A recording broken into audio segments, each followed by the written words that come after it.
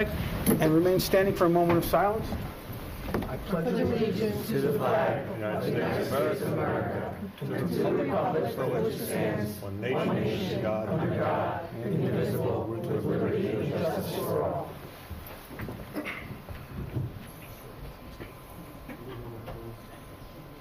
Thank you. Please take your seat. Ms. Lawful, will you please call the roll? Holder, Council President. Councilman Bahal. Here. Councilman McAvoy. Here. Councilwoman Sullivan. Here. Councilwoman Zambicki. Here. Council President Wendell. Here. Also present, Mayor Brad Cohen. Administrator Joseph Criscello. Township Attorney Michael Baker. And of course, the Township Clerk. Is he coming, Mr. Baker? Should be. He should be on his way. Okay. I just wanted to confirm. I mean, we need some kind of legal representation here for... He's on his way. Okay. We'll strike him as tardy. Maybe detention. 2 tardies make detention. Is that from your teaching days? Yes. Wonderful. I didn't have to worry about those coming late. Coming late was worse than being tardy. Okay. Ms. Lawful, please go on. Adequate notice of this meeting has been provided as required under Chapter 231, PL 1975, specifying time, date, location, and to the extent known, the agenda, by posting a copy on the bulletin board located in the main lobby of the municipal building, providing a copy to the Home News Tribune and Sentinel newspapers, posting a copy on the Township's website, and by filing a copy in the office of the Township Clerk, which will be entered into the minutes. Thank you. And we will note that Mr. Baker is here. And as Council Vice President McAvoy has stated, 2 tardies request are in need of a detention. A letter from home. Exactly. Or a letter from mom. Item number 1 on our agenda is Resolution 17374, resolution adopting the meeting minutes of April 11th, 2022. Can I get a motion to approve those minutes? Motion to approve. Thank you, Councilwoman Sullivan. Can I get a second? Second. Thank you, Council Vice President McAvoy. Any discussion on these minutes? Any questions? No, seeing none. Can you call the roll? Will do. Thank you. Councilman Bahal. I was not here. That is correct. Councilman McAvoy. Yes. Councilwoman Sullivan. Yes. Councilwoman Zambicki. Yes. And Council President Wendell. Absolutely, yes. Now, on our agenda is a presentation and discussion of the Township of East Brunswick ice skating rink presentation. We have a number of members of our professional staff and also some consultants, or one consultant here. But Mr. Mayor, I'm going to turn this over to you. You can start this presentation and run it as you see fit.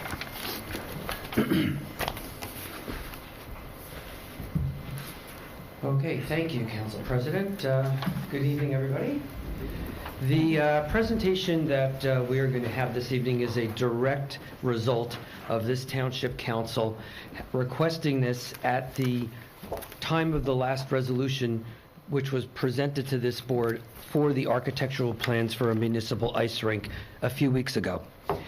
In the weeks that followed, I've helped gather the information and the people needed for this presentation, which is why it took a little bit of time. Additionally, residents have come to meetings to express their opinions, ask questions. We've also heard from staff and council members with questions, and our staff and council members were offered and participated in field trips to Woodbridge Ice Rinks, their community center, in order to learn, ask questions, study how municipal rink operates and how it differs from the many private rinks in the region. The information provided today comes from extensive research of regional rinks, financial analysis, logistical and operations analysis, and discussions with professionals working in the field. The proformas, which will be discussed tonight, are exactly what a proforma is. It is a best guess at expectations based on real data provided from experts and professionals who are in the field and who agreed to provide their financial data to the staff. No different than with any investment, past performance is not a promise of any future rate of return or profit. It is a best guess.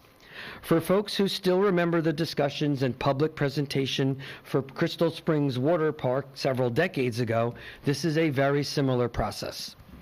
We will try to be concise and stay on topic. Following the presentation, the Township Council is free to ask any question, as we usually do after public presentations, and then the public will have a chance to ask questions or express comments at the public comment period of the Township meeting, as it always does. As always, please address any of those comments or questions directly to the Council President. This is a very exciting project, and I look forward to presenting it to you this evening. I'm going to start with a description myself of the history of the project and how we got here. After that, I'm going to turn it over to Michael Reisner, our Director of Parks and Recreation, who's going to talk about the different uses of an ice rink. Following that, we'll have Keith Kipp, our Director of Planning and Engineering, discuss the project. You'll get a sample of the space and how we intend to give you a sample of what it's going to look like, discuss the process and costs.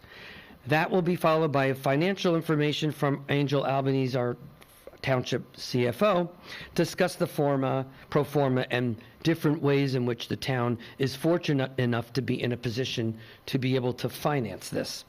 And then finally, I'm going to ask Terry McLaughlin from MMD Consultants, who is a specialist in ice rink development, who came down here this evening from Massachusetts for this meeting to answer specific questions that I have been able to generate from the several meetings that we had and represent the questions and the concerns both of our council members and of members of the public who expressed that during the last couple of meetings.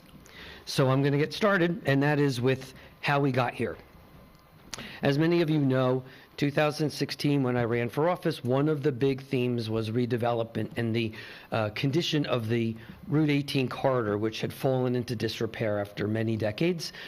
Most of that a function of retail moving away and out of big box stores and the way of, unfortunately, computers, Amazon, all of that, and left us with a vast majority of our properties on Route 18 being unoccupied, underperforming, and not providing the tax revenue that we depend upon here. That process led first to the development of a redevelopment agency, a body of combination of township members and council members that is a legal land use board that is capable of taking and working on areas that have been designated as in need of redevelopment and developing a plan and implementing a plan to present to the council for its consideration on what we would do with those properties.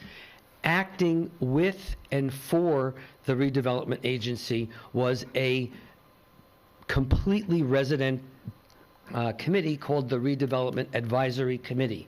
That group acted as an intermediary between the redevelopment agency and the residents of the township as a two-way street. What was going on in the township and with the redevelopment agency was able to be expressed and brought out to the public through the Redevelopment Advisory Committee, and in return, they would get information on the needs and the desires of the public to be able to filter that back to the redevelopment agency, so that we were always running a process that constantly was based on what the needs and the desires were of the people that lived in our community. That group met several times, and they ended up doing series of town halls, a series of strategic planning sessions. That was done in conjunction with many of my town halls, clearly explaining what the projects were, what was entailed.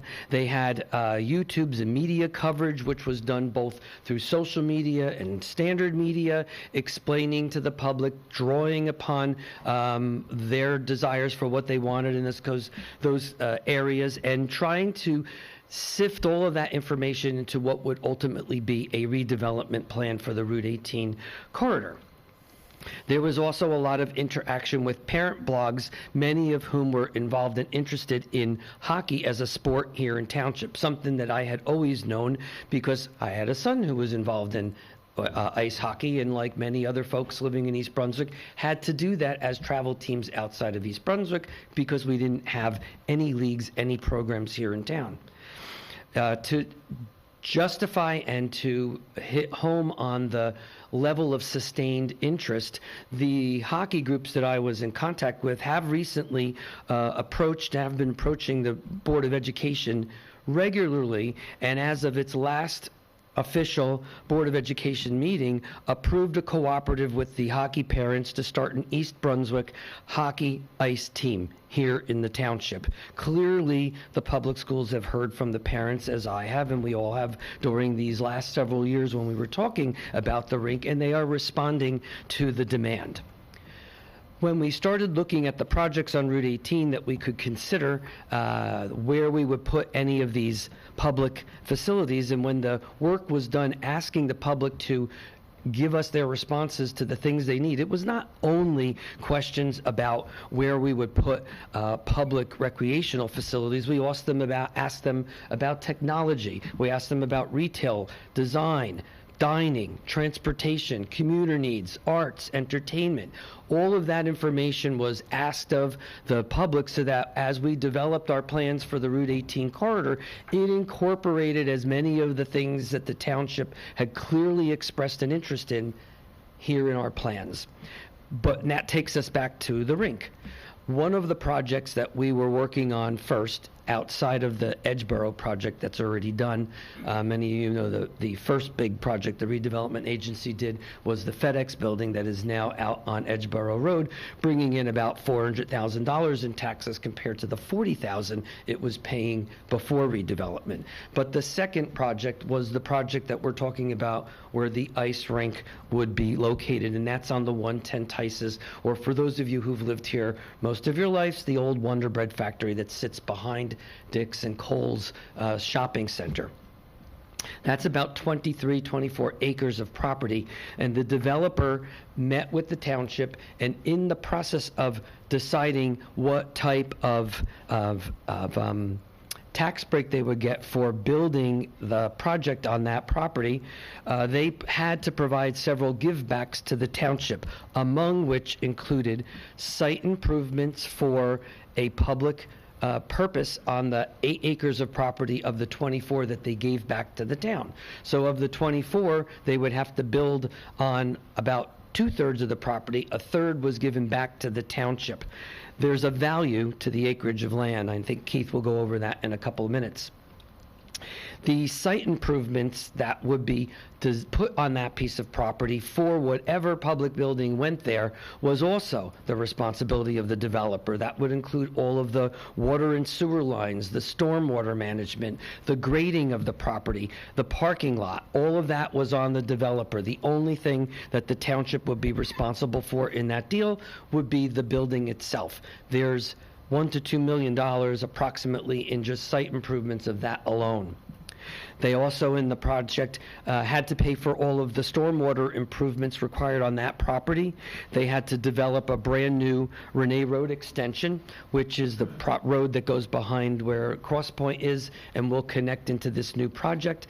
That road they will have to build, and they completely waived about $150,000 to $200,000 in tax appeals that they had against the township, which they would absolutely have won because most of those properties were underutilized, and we were taxing them as if they were 100% utilized, which we all know is not true. They would have absolutely won that case, and we would have had to pay out that money. The rink was chosen for that site because the 8 acres that are there, of which only 6 are really buildable, 2 acres are wetlands, could really only accommodate a rink. Of the things that township residents had expressed an interest in were things such as an indoor pool, community center, something that we still have plans to provide, but that was not the location for that type of venue. It wasn't big enough. It sits right out on a major corridor. That's not where you want a community center, and where you want a rink is someplace where you have easy access from outside of our region to be able to get to. And fortunately, as most of you know, we are the center of the state. It is an extraordinarily great point to be able to put something of that nature. Our greater vision, as you could see, for Route 18 is clearly starting to become a lot more obvious, because where retail is moving away, what it's being replaced with is entertainment. That's something that people need to get out of their house to do. When they're out, they go out and utilize the restaurants and the different venues that we have, because you can't do that from home the way you could buy your clothes or any other type of item on a computer. You see that with Arugas, you see that with Rock and Air, you see that with the new bowling alley that's going up behind Arugas. This would add to that idea of the Route 18 corridor becoming a true entertainment corridor and becoming an economic driver for the businesses that already exist on Route 18. And in fact, the East Brunswick Regional Chamber of Commerce, when they saw the idea for our plans, were compelled to opine and provided all council members and myself with a letter that they support the idea of anything that brings more business to the commercial corridor that's right there. Many of the members of the chamber are people that already have businesses on Route 18. They stand to benefit from the tours and the travel teams and the people that would be coming into the township who would be otherwise who would be utilizing a lot of those services. People have brought up the idea of putting it on the rink at Heavenly Farms. Not a good idea.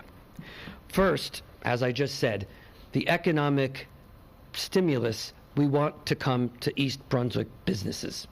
If we put it in Heavenly Farms, there really aren't a lot of businesses around there, and the ones that are the closest are in South Brunswick. And while I have a lot of friends in South Brunswick, I'm really not interested in providing a benefit to the residents and taxpayers of South Brunswick on the backs of East Brunswick residents. The other reason that we can't do it there is because it's Green Acres land. And the property, as a Green Acres property, means that you need to follow the ROSI, which is an acronym. Basically, the Green Acres laws says that if you give up property for a public purpose, you have to give back to the state 2 to 3 times the amount of acreage for every acre that you take of land. In addition, anything that you build on Green Acres property cannot be an enclosed building. Hence, the reason if you go to Old Bridge, one wall of that ice skating rink is completely open, which is ridiculous. In the middle of the summer, you have to basically shut the rink down because it is way too expensive to make ice in the middle of the heat of the summer. Heavenly Farms is septic. In order for us to put a building there, we would have to convert septic to sewer lines, which would be extraordinarily expensive. And all of the site work that the developer is willing to provide for us for free, we would have to now pay for at the site on Heavenly Farms. So I think there's enough reasons there for everyone to understand why that would not be a good idea. The uses that were requested for a public rink include things beyond just hockey, and we're going to have Mike Reisner talk to you about many of those other uses. People have brought up again, community pool, better located in a different location, not on a commercial corridor, not necessarily in a part where it would be so difficult to get to because of the volume of traffic on Route 18. A community center belongs in the heart of a town. It is not something we're sharing with outsiders from different parts of the state. It's just for East Brunswick. It should be easy for people to access your community center with its pool, which, by the way, the ice rink itself is going to be built in a manner that allows us to have floorboards that could be put over the ice in the event that there are seasons where there's a lull in ice hockey or any type of ice sport, and you could use that field for pickleball, basketball, volleyball, many other, even non-athletic uses, concerts, lectures, many other uses for that rink if you needed to cover it with floorboard, which can then be taken off and stored. Pool, many people bring up the idea of a pool. Pools belong and should be part of a community center. By themselves, they are not profitable. I know people say they want it, but statistically, if you go around the state to whether it's public or private pools, very rarely do you actually see them fully used. You've got to heat it, you've got the chemicals, you've got lifeguards, and generally the experience is that they're not very well utilized. They're almost never profitable, and the only way that they really work from a strategy point of view would be combining it with your community center with other purposes. Basketball. I've heard a lot of people bring that up. First of all, we have 11 public schools in East Brunswick, all of which have basketball courts.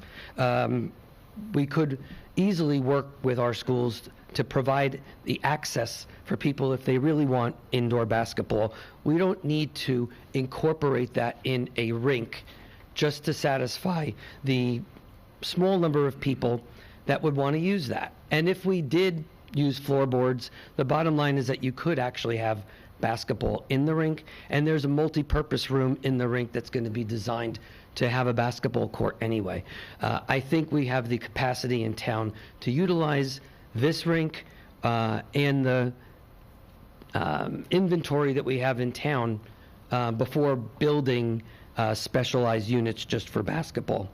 As far as the cost of the architectural plan, something else that was brought up, there is a massive difference, like Mr. Crisculo brought up several weeks ago, between a public rink and a private rink, and public process and private process. In public buildings, you need to go out to bidding processes that need to be open and available for the public to view. It's a formal bidding process. Private companies don't need to do that. You could hire whoever you want. You don't need to provide bid documents out to the general public. You don't need to entertain the entire process, most of which is what is encompassed in the costs of the project that's being done here. When building, we need to pay prevailing wage. Again, it has to be an open process. And anybody who has truly studied this industry knows that general accepted principle for the appropriate amount of architectural cost is 5 to 6% of the estimated project cost, which in our guesstimate, and it's a guesstimate, with two rinks would run somewhere between $15 and $20 million, which means that the appropriate amount for a bid for architectural plans should be in the neighborhood of approximately $1 million, $1.2 million. That would actually be appropriate. So the number that we have here is actually more than reasonable for the project, and comparing it to a private hockey rink that was built over 10 years ago is laughable. We'll also hear a little bit tonight about the cost differential between building one rink and then phasing in a second one down the line versus building both at once. There's advantages and disadvantages, but it overwhelmingly favors doing both at once if we have the ability economically to do that.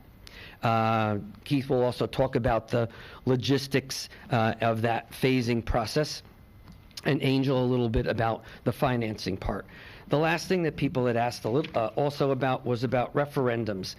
Referendums are great. We did that a couple of years ago when we were discussing the energy costs and passing that cost on to residents, because the energy companies wanted, people in town were interested in saving monies through energy generator, which forced you basically into a plan that provided your energy through PSE&G through renewable sources. Council asked that the town make that decision.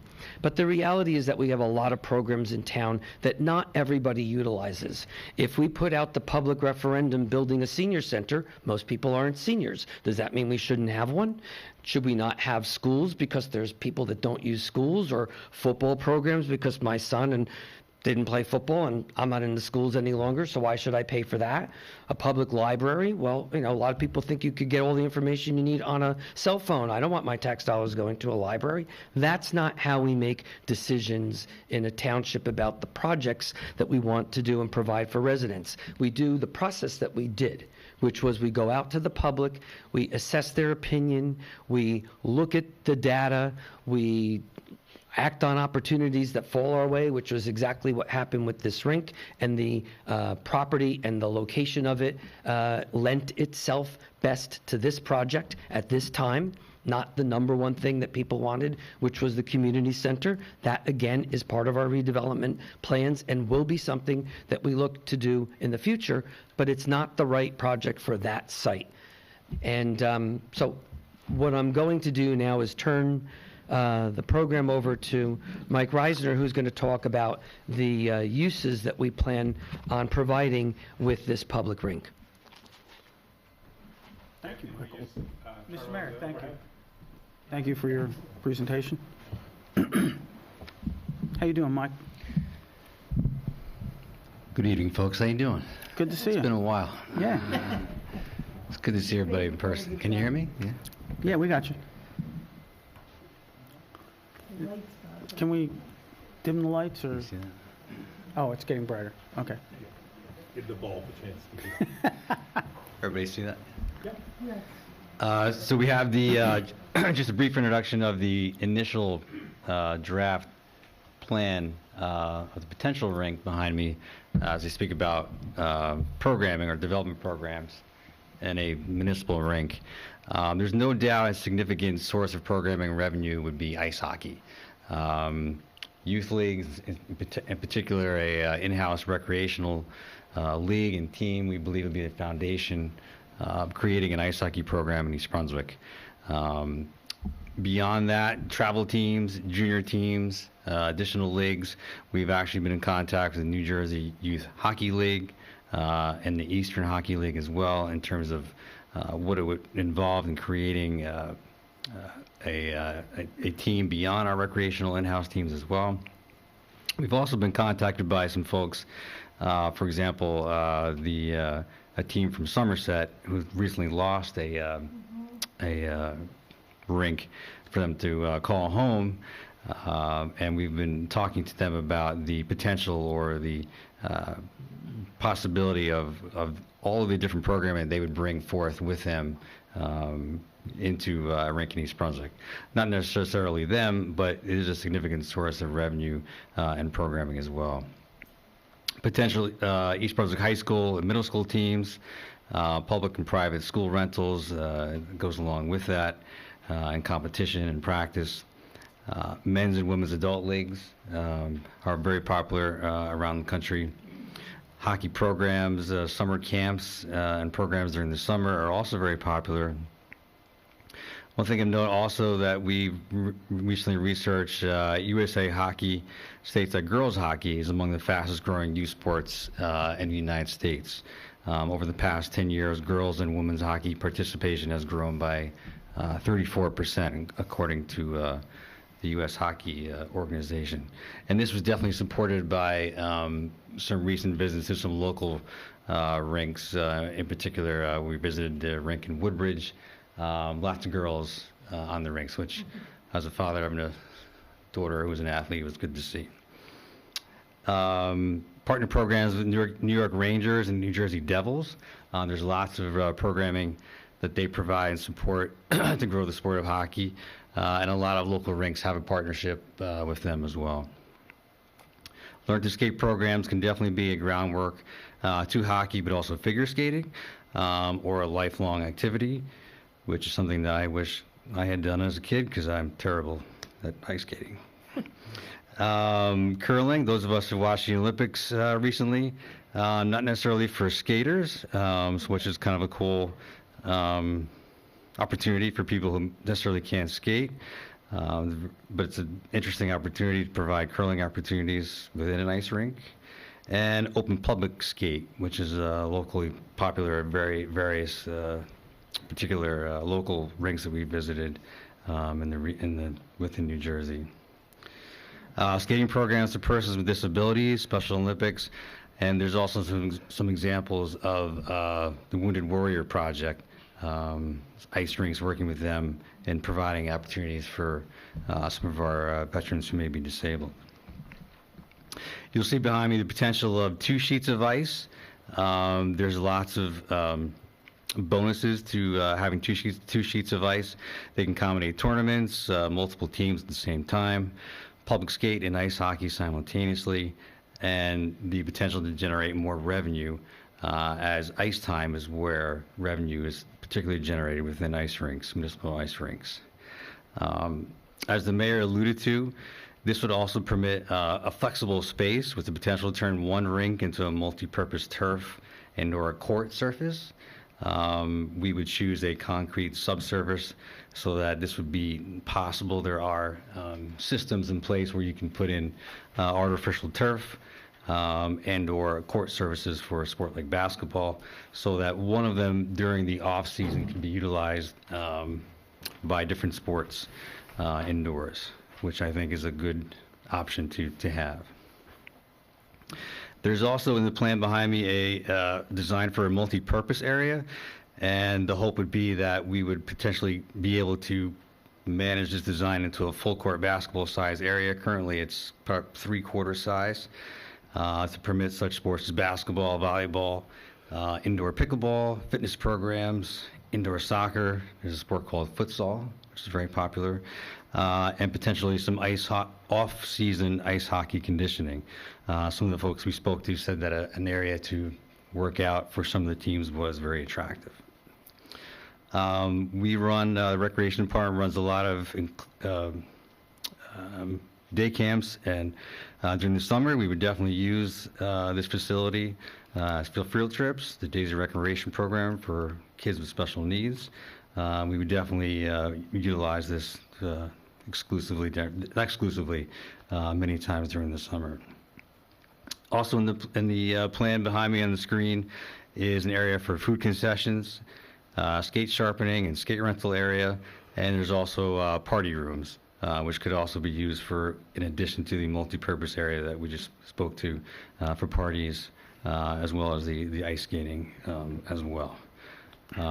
So lots of possible uses, lots of flexibility and variety to look forward to, and it's definitely an exciting project. So thank you. Hold on, Mike, don't, I'm going to ask the council if they have any questions. I have a couple questions I want you to elaborate on. Sure. I mean, currently, our summer camp programs, as I know my kids went, they would go off-site, be bused to a off-site facility to go ice skating, as they do go to Crystal Springs and as such. So this would be potentially a savings to our rec program. Can you, our camp program, can you just elaborate on that just a little bit? Yeah, so we, pre-COVID anyway, we would go on many trips with our day camp program. I think that's one of the highlights of the program is the kids get to enjoy so many activities and trips throughout the state, and we would typically go to an ice skating rink. South Brunswick comes to mind, the rink there. I think we went to Wall a few times. So it would definitely, obviously, provide our local program and our East Brunswick kids a local, more affordable place to visit during the summertime for sure. In addition, a lot of some of the travel programs that we did speak to also told us that the summer camps for specifically hockey are pretty popular as well. And so, at first glance, it would seem that the summertime would be the off season, but there definitely is, from what we've seen, in particular use for it during the summer for sure. Yeah, and as such, I mean, in my mind, as we do at Crystal Springs, get other day camps and other towns bringing their day camps to us, I would expect that this would generate revenue similarly, from other camps that you deal with that are bringing kids to No Crystal doubt about Springs. it. Yeah, I could definitely see the potential in that for sure. Yeah. And the one other thing you left off when you talked about turf is like indoor lacrosse. Just want to let you know. Just from a personal perspective. Yeah. Anyone else? Councilwoman Sullivan. Thank you. I know the summer camps, because my children both attend it, we use the elementary schools. Is there a cost to use the elementary schools currently when you use that was like your home base for the camps? No, there currently is no cost. For the summer camp programs, no. We work cooperatively with the Board of Education to provide that for the kids in town. Okay, thank you.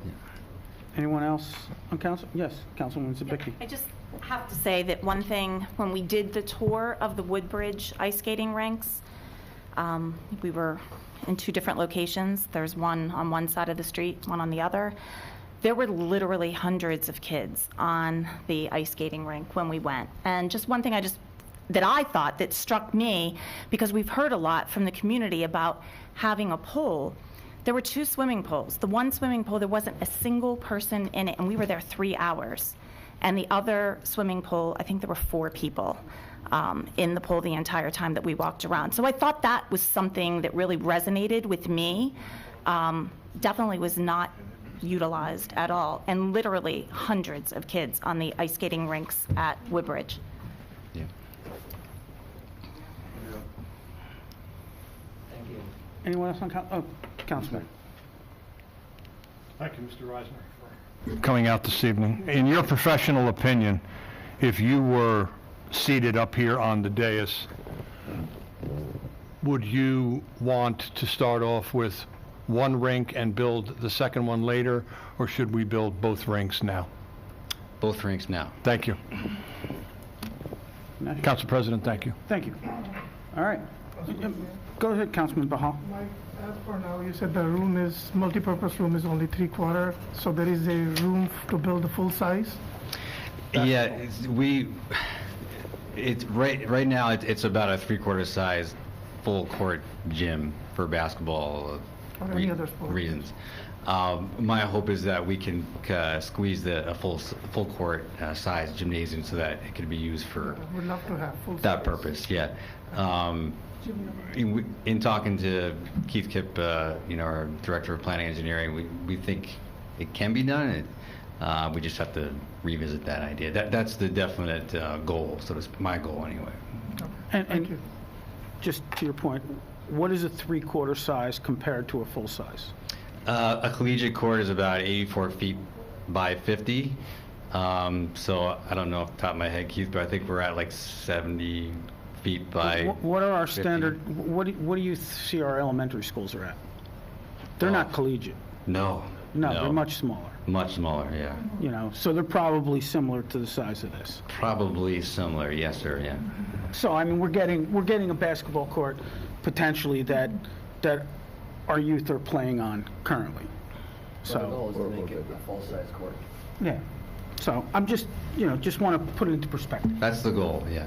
Councilman, I am for the ice skating rinks. I'm not saying I'm not, but I was just wondering, and I know it's going to cost more, the feasibility of putting in a second floor, making 2 all-purpose rooms, make an area that has a weight training, strength training, a weight rooms, etc. Councilwoman, that was going to be answered by Keith Kipp and the Yeah, I think- expert that we have Okay, here, no, because it's, no, I know the just want- question. I know that, but I just wanted to give you be aware. the answer that's from people who are designers and could build it versus, Okay. we all can want a lot of things, But I just- but I want you okay. to have the right answer from people who do this. All right, then I'll give Okay. my opinions after that. Thank you. Michael? Thank you, folks. If you have nothing else, thank you. No, we appreciate your time, thank you. Thank you. Now we have Director of Planning and Engineering, Keith Kipp, talk about the project itself.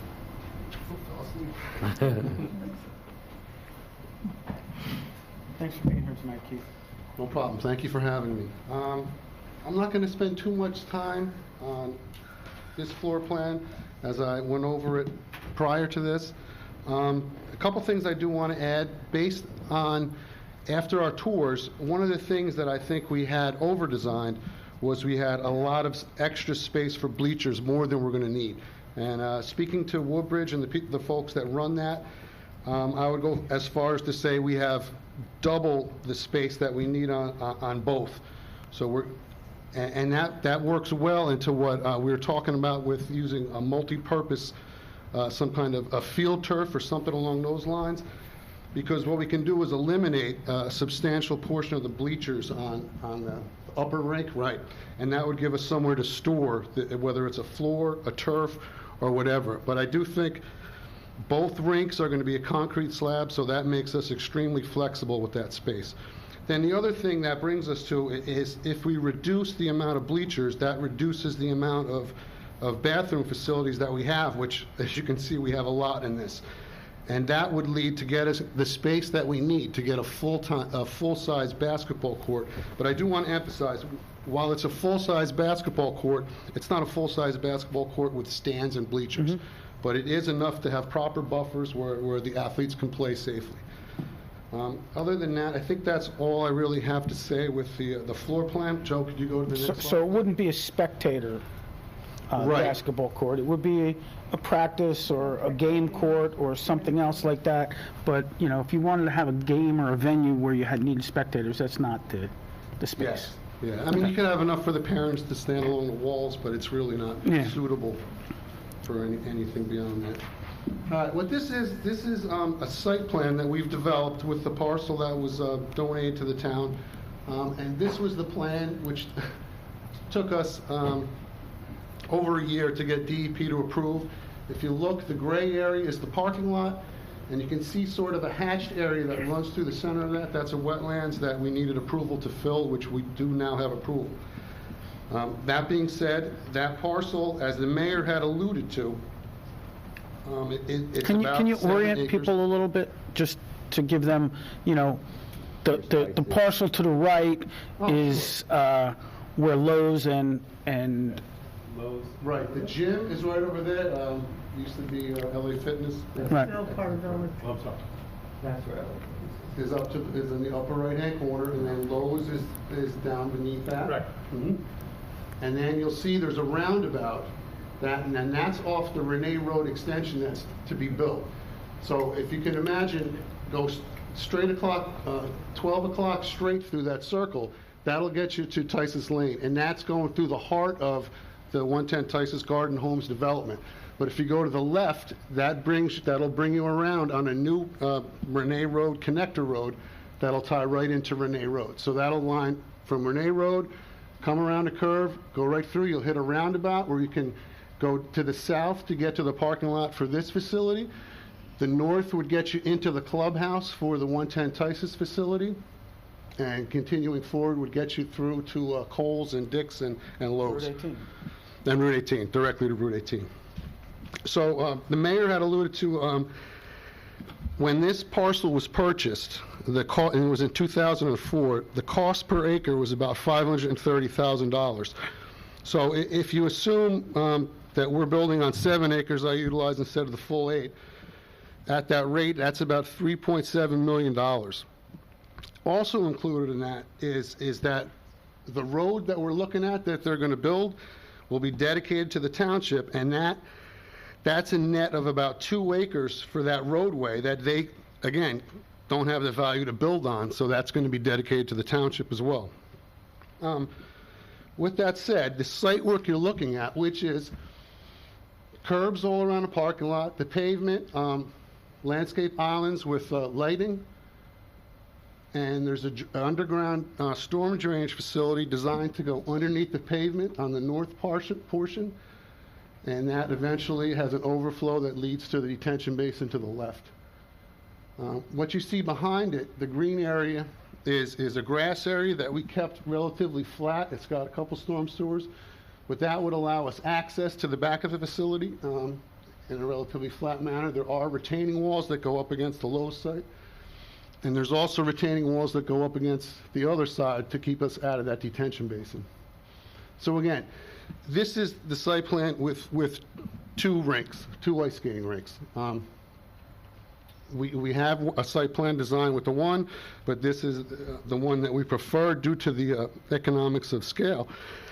So the site work that you're looking at, which will be undertaken by the contractor, Garden Homes building the site next door, that value is about $1.4 million. Which is being donated to the town. Donated to the town, again, their with the redevelopment. $3.7 million for the property, and then another $1 million if you take off that $530 to $1,000 an acre for the couple of acres for the roadway. So as far as cost estimates, the northerly rink is 35,000 square feet. Southerly one is 30,000. It's a bit smaller because we're not utilizing that basketball area we discussed. So the overall cost is about $19.5 million for both of those, and that's conservative. That's in between two estimates that we got, high and low. But I believe, and that construction duration would be about 12 months, not including the site work. The site work, when they build this road, before they have COs, they have to build this road. So the road is going to be a high priority to them so that they can start occupying their property. It benefits them to, before that's a public road and they're cut off from their site, to build the site work for us. And whether it's just building the site work for this structure or some other use, the timing would be good for them to do it now. So just looking at the building the rinks, we're estimating about 12 months construction time. If we do them separate, we would say it's 12 months each. Obviously, if we have the northern rink done, all the site work would have to be in order for us to utilize that building. So you could see the limitations we would have of actually constructing that second rink while you're going over a parking lot. We're very restricted in the way we could work. So that's why it would take about 12 months, and again, we would estimate that the full cost would be $9 million, almost the same as the original cost for the first rink. However, if we build them both at the same time, we believe we can get it done in 15 months, and the advantage of not having to worry about trashing, a finished facility will cut the square foot cost down by a third. So I'm estimating both of them, if they're built together, would be about $16.5 million. Yes. Yes, they're built together and in about 15 months. All right, I do have breakdowns for all the site work that we're doing, which includes grading, filling, curbing, concrete sidewalks, water mains, sewer mains, obviously, lighting, asphalt, retaining walls, landscaping, and then the underground storm sewer system. Yep. Can you talk to the DMR proposal and the cost differentials that we have worked together on? I mean, we took out the construction administration because that's a construction cost, not necessarily a design cost. We also took out the cost of reproducibles and other things because that's more a construction cost. Right, we than a did. design cost. And looking at the project, our staff, in-house staff, can handle doing a lot of the construction management. Other than specialty items such as the ice, which we would definitely need help overseeing that.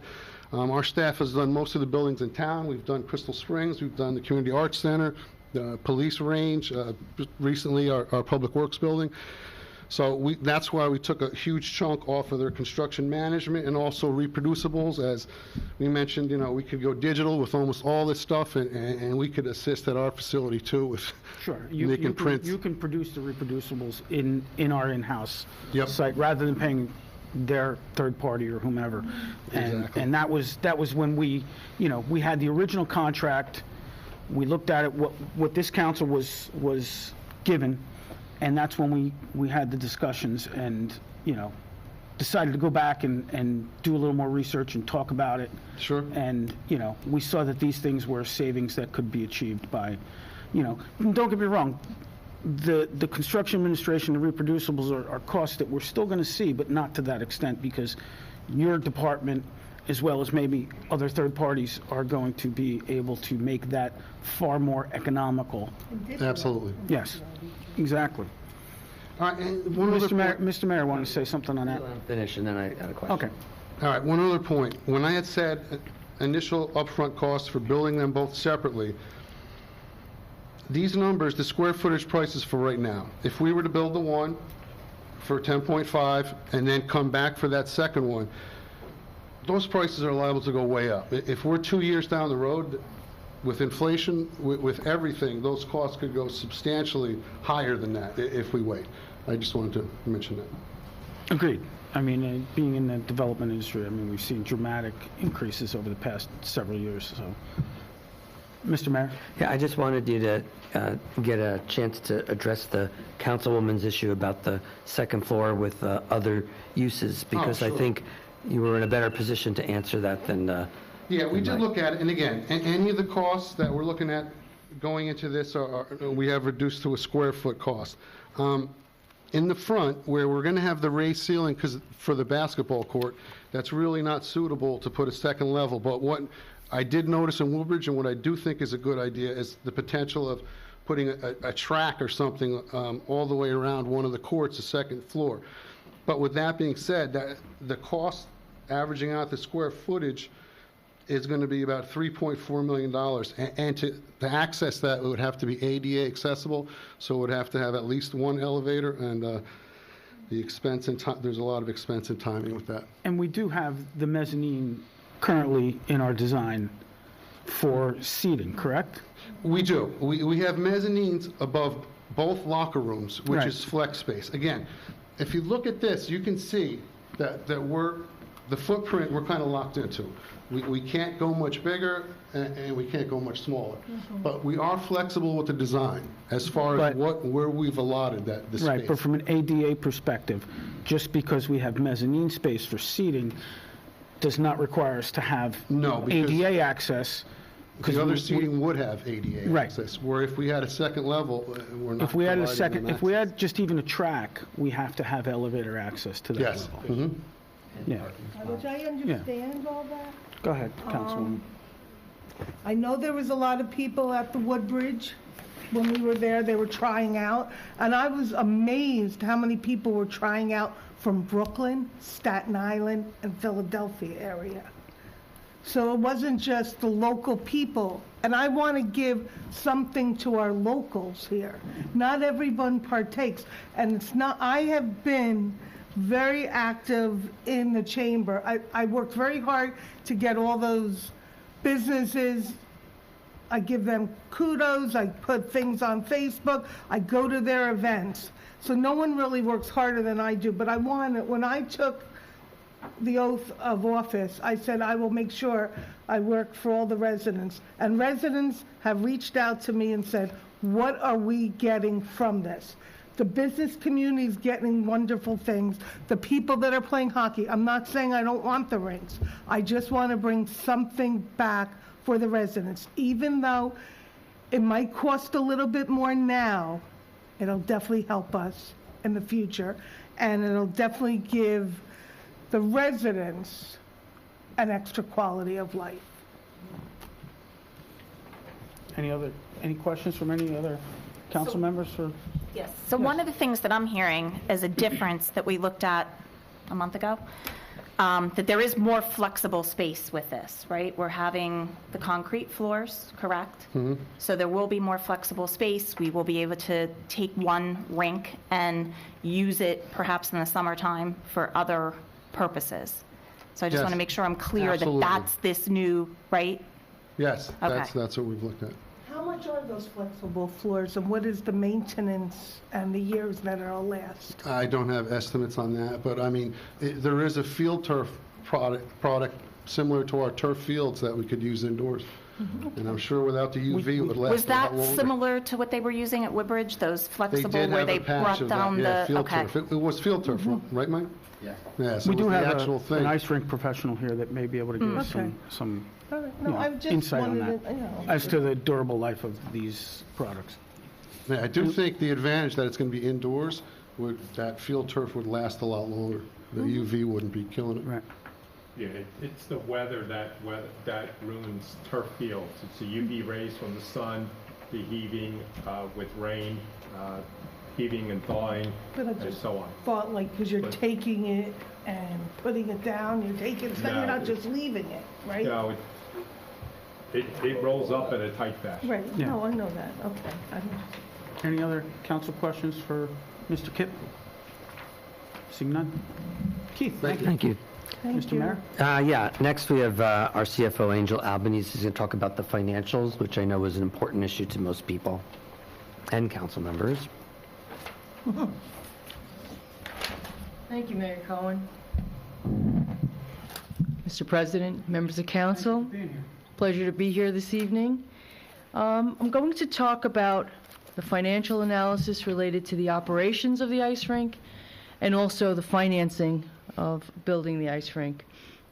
So, as you heard, we've had a lot of delays. The year we waited for DEP to get their results done, so we've had a general idea of the financial numbers, but in these past several months, we've started to summarize in more detail by talking to experts in the field, and our focus was primarily on the actual financial performance throughout the state of New Jersey at different ice rinks, and specifically with detailed discussions and information we gathered from Woodbridge and from Old Bridge, their ice rinks as well as the related demand that they have pending. As Mike Reisner mentioned, there's many sources of revenue that have been contemplated, looked at a wide range of activities, and some of the drivers of revenue are the third-party hockey rinks. But a big part of this plan includes not only the high school teams, but also looking at building hockey as a sport that would benefit all people in the township. Specifically, you'd start to work with boys and girls at a young age, get them in their teen leagues and adult leagues as well. There's been, to my surprise, a tremendous growth in women in hockey, playing ice hockey. So that also is taken into consideration in looking forward. But on the other hand, we need to be conservative. And in the first 3 years of the operation, we expect that we'd have between $250,000 and $350,000 in revenue per year, growing as the operation builds. And as I said, this would be conservative. And that would be the amount that we would earn net of the cost of running the rink, exclusive of the financing costs. So that's basically it in a nutshell. You've heard all the information about all the different types of revenue. I'm going to be very brief on this and then take the questions. On the financing side, we are extremely fortunate, as Mr. Kipp just went through, all the different monies that will be avoided by getting the land, the site work completed, the roadway will be completed. I mean, you're talking quite a bit of money, something that's not usually an opportunity that you have when building an endeavor like this. So there's once we get to building the ice rink, we have different things we're going to do. Of course, we're going to go out for as many grants as we can get, and this township is very successful in doing that and has benefited greatly from the grants that have been raised during this administration. We have pilot monies that could be tapped. That's another possibility. And initially, we could either borrow temporary notes to finance the project or use cash. As time goes on and we complete the project, as Mr. Kipp said, it would take about 15 months to complete the project. Then we'll take a look at whether we want to continue annually financing through notes. Once the project matures in a few years, then we could look at long-term bonding. And this is going to depend on interest rates, cash, the operation. So there's a lot of factors that go into it. But as I said, we're extremely fortunate to be in the financial position the township's in. Our borrowing has been lower than I think in many years, and we're in a very financially strong position. That basically concludes what I had to comment on. I did want to answer Councilwoman Sullivan's question about the use of the facilities for the recreation in the summer. We have a shared service agreement. Each year we sign one with the Board of Education, and we do work for them on the financing end so that they can get temporary financing for 5 years, and and that's part of the exchange in that program. That's part of the shared services agreement that we have. Okay, Are there any questions? I'll start out, Angel. Thank you for your presentation. Just on a high level, I mean, this would be run through a self-liquidating utility. We haven't decided that yet. There could be different ways to handle it. Right. Whether the facility is owned by the township, or the utility, or a trust, those are different possibilities. For example, the library is owned by the township. Right. They own the facility. Mm-hmm. So that is all things that we've considered. But from your analysis, this would pay for itself. It would take quite a long time. It would get there. But it would be self-liquidating on an annual basis. Right. And either the township could get money from that utility directly for the excess funding. But I would say over the life of a building, which would be 20 to 30 years, yes, I strongly believe that this would be self-liquidating. And also, as I said, we've been pretty conservative in everything we've put together thus far. Okay. Mr. Mayor? Just also wanted to add that the pro formas was based on our analysis of places that only operated one rink, and that Woodbridge itself only opened up its second rink this past year, so there's not even more than a couple months data on that. So our expectation is that with 2 rinks and the ability to offer the second rink outside of just East Brunswick, which is where a good amount of the money is made from out-of-towners, that the pro forma numbers could reasonably expect it to be higher than what was given. It was only based on 1 rink. Any other council questions for our CFO? No? One, actually. Looking at one of the things, running this, would we be looking for an outside company to run this, or would we be looking to run this in-house? From the people that we spoke with at the different rinks, they had experience doing both, and it was much more beneficial to control it themselves. So that I would say is the way that we would want to go in the future. Mike, just a question to you. In regard to that, yeah, if you could, please. I mean, this would likely be something where you could share staff between Crystal Springs and the ice rink and you know, and camp, and overlap staff that are seasonal and keep them on potentially annually. Potentially, yeah, absolutely. There's definitely some crossover, even though it's water and ice. But there's definitely some. Well, they start from the same thing. Some training, some things that we would have in place that definitely make a lot of sense and crossover. I do totally agree with that. Yes. Yeah. Okay. Thank you. Any other council questions? Councilman McAvoy? Yes. Let's not be naive about this. When it comes to this facility. Mr. Back in my computer. Excuse me. Let's start over. Let's not be naive about this. And let's understand that there's going to be a lot of person power, trying to be politically correct, with regard to the administration of such a facility. When I was in conversation with Paul Losick, who runs the Woodbridge ice rinks, he has the title, and I'm not remembering it specifically, but his titled position in the Woodbridge Rec Department is in charge of those 2 rinks. That's his job, period.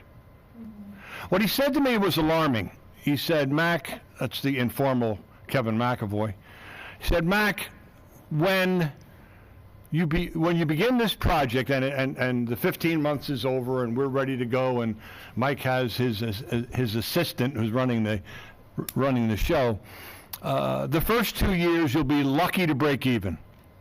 The 3rd year, you must break even so that you can open up for the 4th year, because in the 4th year, you will turn a profit, and in the 5th year, you will really see a good profit. If that doesn't happen by the 3rd year,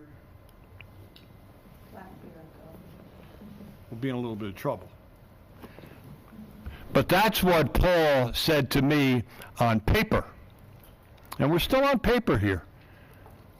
But it surely looks like this is something that is just going to explode. I'm not a hockey person, but the people that I've spoken to, whether they were grandparents or parents of children who are players, when they heard this news, they bugged out on me with regard to positive assessment of, especially like a grandmother, and I'm a grandfather, so I can say this. Oh, good, I don't have to drive to Watchung anymore. We'll have the facility right here. And then hearing the various comments that are being made about this league and this age and this gender, and then Paul said, "But Mac, you have to have 2 rinks, because one rink is being rented out 24/7. You have leagues coming in at 1 o'clock in the morning. So leagues, and the rental is over here, and then this one is for East Brunswick, for our kids, for our children, for even Grandpa McAvoy who wants to put a pair of spikes on and just buzz around the ice, because this is so exciting, so dynamic." Spikes? And so new. and it's exciting for East Brunswick because that's who we are. We're looking forward. We're not staying around and looking at stale stuff. Thank you, Council President. And to your point, the best way I could probably get around the ice would be with spikes on my feet anyway. Well, yeah, okay. Thanks. Wait, one question, Laura. Yeah. Do you think it would be a disadvantage if we put a second floor on, monetarily? From looking at my experience with different building construction, you're adding on a lot of expense because you need emergency stairwells. They have to be certain widths. I'm not an expert in this, but I'll give you my opinion since you asked me. I'm looking at the financial part. Well, you have a lot of extra square footage that has to be used for these things. Mm-hmm. Stairwells alone, in addition to elevators, which was mentioned, Yeah, they cost about $75,000. parking, bathrooms, yeah. Yeah. So, And how many parking spots is there going to be as of now? Do we know? I think it's 250 is what we, That would be for Keith. yeah. yeah, Yeah. I think in general, putting a second floor on anything, whether it's a school or a facility like this, you're talking a whole different ball game. And Keith can answer that question. Thank you, Angel. Mr. Mayor?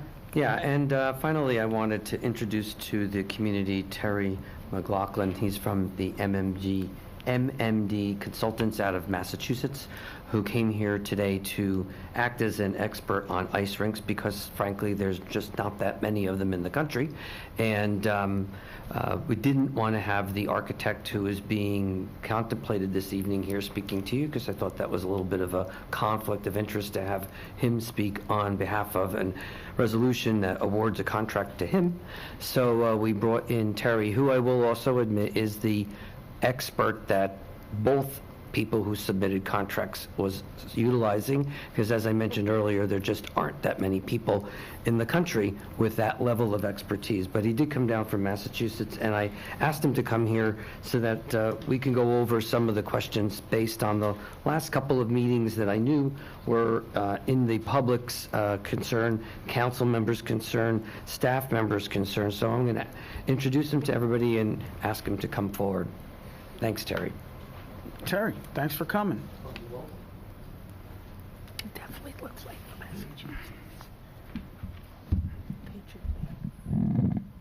So, as you know, I wanted to address some of the concerns that both came out of the public, council, and staff concerns, and try to get those answered in a way that it wasn't coming directly from myself or any of the people here who are clearly supporting this project.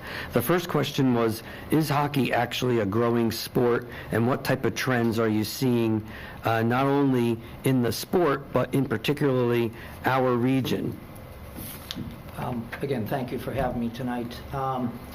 Yeah, hockey is a growing sport. It's been particularly growing, and it's been stated already tonight, particularly in the women's end of hockey. It's really exploded. Hockey, Olympics and hockey have an exposure to America from the Olympics has been a great addition to the popularity of hockey, and women's hockey in particular, with the way the women have succeeded in the Olympics, the American team, has really inspired a lot of young women to get involved in the game over the years. So it is a growing sport. It's a very popular sport. It's attracting now, whereas it was a very specific sport, generally, as myself, who grew up outside of Boston, and I did play collegiate hockey and also some semi-pro hockey, but we basically skated a lot of times we skated indoors, but a lot of the reason we succeeded, we skated outdoors. But with the seasons now, the weather, that's changed. So now we're attracting, because of the proliferation of ice rinks, we are now attracting the United States, and the reason both women's and men's hockey has exploded is that we are now attracting the best athletes into hockey, where we used to only attract, amongst the best, we attract the best athletes, where we used to only attract those that were living on a river or lived near a lake or who had parents that played hockey. Now, because of this proliferation of indoor rinks, America has become amongst the leaders in success in ice hockey, both at the Olympics and at the NHL level. When I was playing college hockey, there were very, very few Americans playing in the NHL, and now, it's probably in the 25 to 30% range. There was a comment at a previous meeting on the difference between building an NHL versus an Olympic-sized rink. Can you explain what the difference is, and is there a preference for one over the other? Yeah, an Olympic-sized rink is a rink that is 200 feet long by 100 feet wide, and a standard NHL rink or college or typical high school rink is 200 feet long, but only 85 feet wide. So the difference is in the width and in the corners. And what was a trend in the 90s, and I've been in the ice rink business since the 90s, and I started out in the construction, and now I'm consulting, but there was a real feeling that possibly because of the Olympics and the popularity, that America and Canada would look towards changing the size of the rinks that were all 200 by 85 to the 200 by 100 Olympic size. But that was that did not last long. When some were built, and what they realized was, first of all, youth hockey struggled with the width of the ice. It's just too big an ice surface for youngsters. The other thing is that although figure skating at the Olympics is on typically an Olympic-sized rink, in America, the International Skating Institute, which is kind of the governing body of figure skating, most of their students that are taking up figure skating are skating on a regular-sized rink. Now, if they become to the level where they're that good, they can find specific Olympic-sized rinks that they would go and actually practice on. So the advent of Olympic rinks started, and then it stalled, and as of today, very few are being built because of those reasons. The economic and pro formas, which we sent to you, the ones that Angel had referred to, I'm assuming took a look at those, and I know that you've done a lot of work with rinks in this business. Are our numbers unrealistic? No, the numbers that I reviewed that were presented to me, and we do a lot of feasibility studies for ice rinks or for people that are contemplating building ice rinks. the performer that I saw was in line with typically what you would expect. And typically in the Northeast, you would see on a per sheet, and when I say a sheet is a sheet of ice, so if you have a per sheet, you have 2 sheets of ice here, you're probably talking between $900,000 to $1 million worth of revenue per sheet, with expenses somewhere in the $750,000 range for expenses. But revenues typically increase about 6 to 7% a year, whereas expenses only typically increase about 3% a year. The different uses that were referred to for the ice tonight, can you elaborate on which ones tend to be the biggest money makers for rinks? I know we talked about youth hockey, adults, open skating, travel teams, but in general, where do you see the biggest value and money-making opportunities of those different uses that were provided? Well, typically, the revenue generators are really the ones that skate year-round, the ones such as adult hockey, both men and women's adult hockey, youth hockey that skate 9 months, and then you have youth hockey camps and programs and whatever. Figure skating, you developing a figure skating club, so to speak, would be important for this rink, this facility. They tend to skate year-round. So those are the things that really want to be focused on. Starting programs, in-house hockey for youth, learn to skate programs, learn to play hockey programs. Those are really the meat and potatoes of revenue. The location, again, was something that was brought up, and you've seen that we have this located within a half a mile of the Exit 9 exit for the New Jersey Turnpike, of which there are 18 exits, so it's center of the state. Have you found that our location is ideal or situated for the concept of being able to be a revenue generator, not only for the township, but for the economic driver for businesses on that corridor? Yes, I think that typically what you have is an opportunity here to utilize accessibility to highways, where you're going to have travel teams, you're going to run tournaments, probably that are going to bring people in from the area. I know in Massachusetts, we may now have in Marlborough, Massachusetts, the largest ice hockey facility, amongst the largest in America, where they have 10 sheets of ice at one location, and that's at the junction of the Massachusetts Turnpike Route and Route 495, right at that junction, and that's for that reason. And what they started out as a twin rink, and they have now got 10 sheets of ice. I'm not suggesting, because you're landlocked, I'm not suggesting that at all. But what I am suggesting is that having the highway access is very important, and that it has led to the development in those areas that I've seen to a potential increase in the general area of hotels, restaurants, and the increase in ancillary income to businesses around a facility like this. We brought up the idea of having a floor covering or floorboards that you could utilize the rink for other purposes. Could you just quickly describe the time frame, the process to make a switch from rink to floorboards and floorboards back to a rink, so that people have an idea the capacity and the flexibility of that space? Yeah, and I think it was already mentioned that there are typically two options as far as the type of alternative to ice, and that is one is a rollout turf product that you would put right over the ice that would be able to utilize soccer, lacrosse, even indoor softball. Things like that. The other option is a sport court type tile that's interlocking, You've seen them in people's backyards. This is just a bigger version.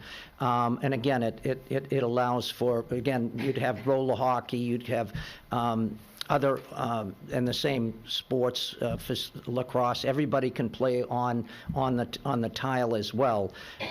As far as the issue, and I think it's built in, I did review this, is storage space. You're going to have storage space for it, but from what I've seen here, you have the adequate storage, and I think between the Woodbridge situation, and I recommended also that probably cutting down on one of the ice sheets, cutting down the seating, because most of the time you don't have large crowds in an ice rink. So the ice is being utilized heavily, but parents come and they drop the kids off or whatever, or there's public skating. So not a lot of people are seating unless there's actually a game. So don't waste too much money on seating. So I think that some of that space, if we cut down on the seating, can be used for storage for this type of a product. We mentioned that there's a growing trend and interest in curling. What is the process to convert a sheet of ice to accommodate curling? Well, what happens, and it has grown, you're absolutely right. Curling, again, the Olympics has had such an influence on ice sports that curling, they call them houses, so that's what they have put down, and there are two targets. There's targets on each end of the rink, and what basically you do, I have a affiliate company that we also do ice painting, because the ice is actually painted in an indoor rink. If you didn't paint it, it would be gray. So you make a little bit of ice, then you put white paint down, and then you finish the ice so that it looks white, and then you put your lines, your red lines, your goal lines. So what you do with curling in a rink like this, you would take one of the rinks and you would actually paint in the curling lines and also the targets, and this in no way interferes with hockey. Now, if you wouldn't want to do that in both rinks, you'd want to dedicate one. You wouldn't probably want to do it if you had a college team playing on that, but youth hockey has no problem, and adult hockey have no problem playing with the curling lines already painted into the ice. Some people had commented about the need for parking buses, and that our parking lot didn't really have a lot of room for that.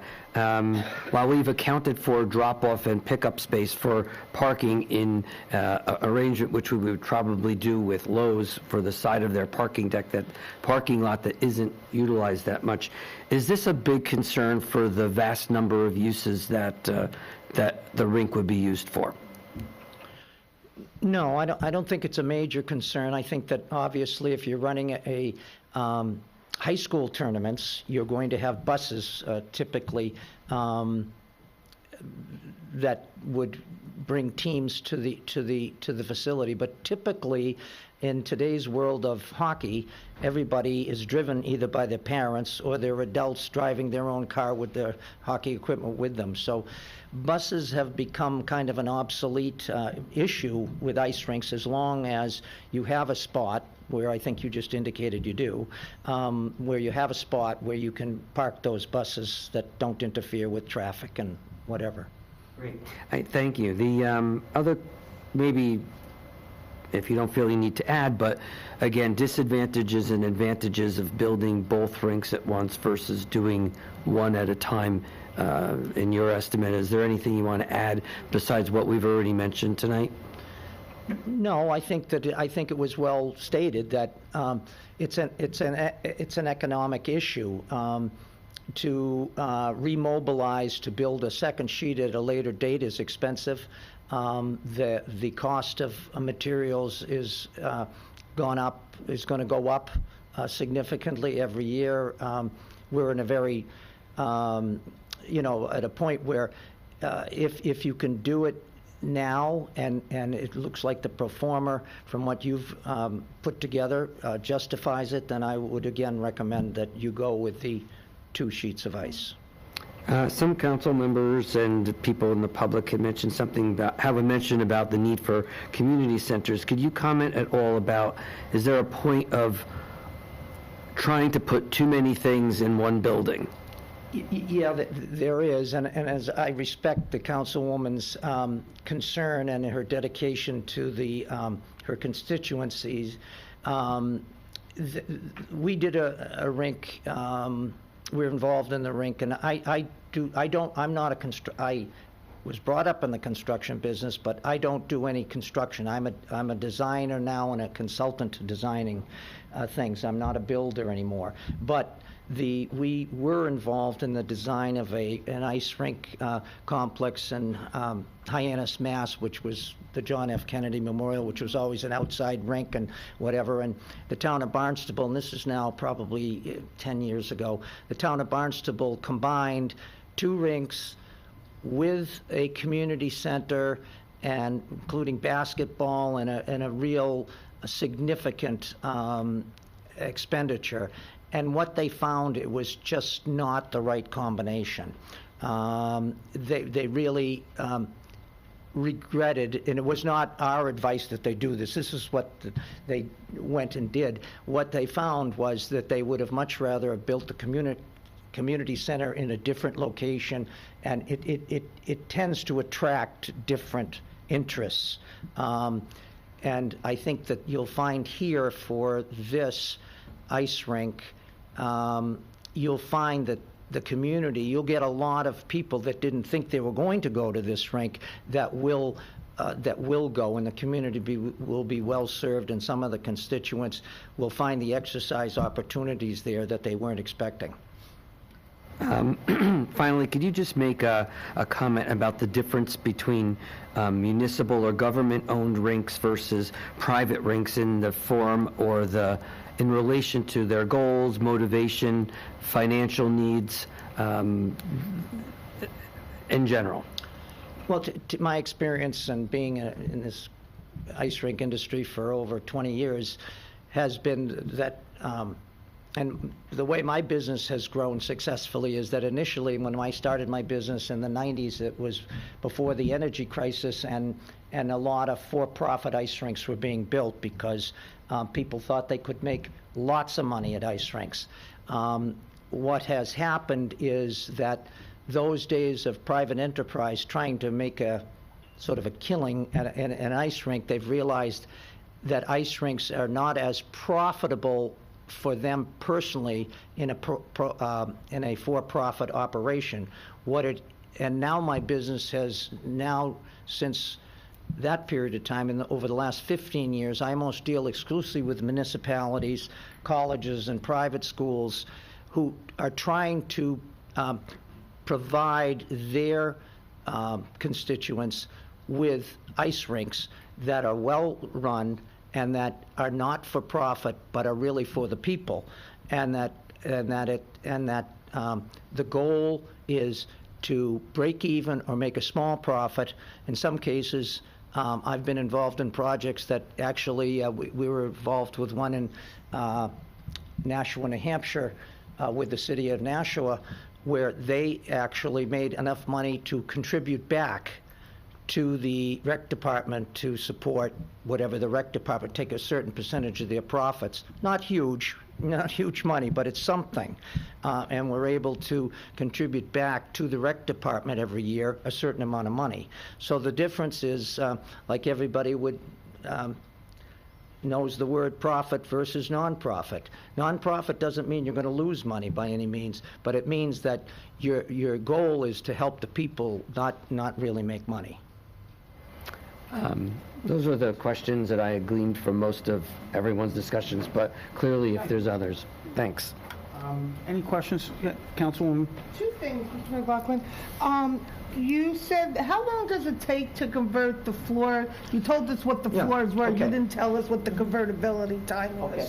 Well, if you're a roll-out turf doesn't take long at all because it's on a roll and it isn't. The tile is probably once you get, the first time it's going to, but once you get used to the product, it's probably a 2 to 3 day process that you'd be able to put down the tile and be ready to go. You would probably have to, according to what programs the rec department decides to run in there, the dasher boards that go around the outside of a rink are removable. So they come so that you can remove them. You might want to remove certain sections, and we're looking at storage for that as well as part of the design in case that happens.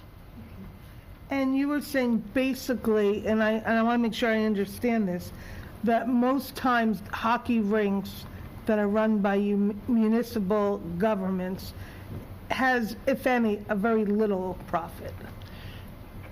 But I'm not saying it doesn't benefit the community. They're a nonprofit organization, so they can't have a lot. They don't operate to make a lot of money. They operate to break even, and if they have a profit, they tend to donate that profit or put it into some kind of a fund for future. One of the things that would be important here to put it into a fund for future repairs, things along those lines, so that you have It'll be self-sufficient. Yes, exactly. Yep. The fees, just, the fee schedule will be set to make it a self-liquidating zero. Right, exactly. That's exactly right. Remind the council that was exactly the plan several decades ago when we built Crystal Springs. And Was that when it was meant to be a self-liquidating. It didn't make money the first couple of years. It did exactly what we've been told to expect with the pro forma here. But now, decades later, it is doing quite well, and it is self-liquidating. Remind people that the bulk of the money that comes to Crystal Springs does actually come from out-of-towners.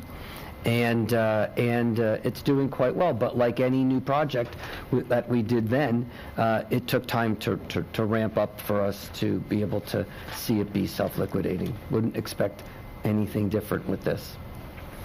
Any other questions for? Thank you, sir. Okay, thank you. Thank you, sir. Mr. Mayor, anything else to present? That's all I have on this. Any other questions for the mayor from anyone on council? Or anybody want to make a statement or anything? Seeing none? Oh, Council Vice President? Thank Go you, right ahead. Council President. When I called for a delay in the vote on the ice rink, I felt that we needed more time to devote to researching the project. Since that time, I have gone one-on-one with the mayor, Council President Wendell, Engineering Director Keith Kipp, past Director Greg Pekulski, and our distinguished Business Administrator, Mr. Chris Gulo. All of them have educated me regarding the specifics of the East Brunswick rink.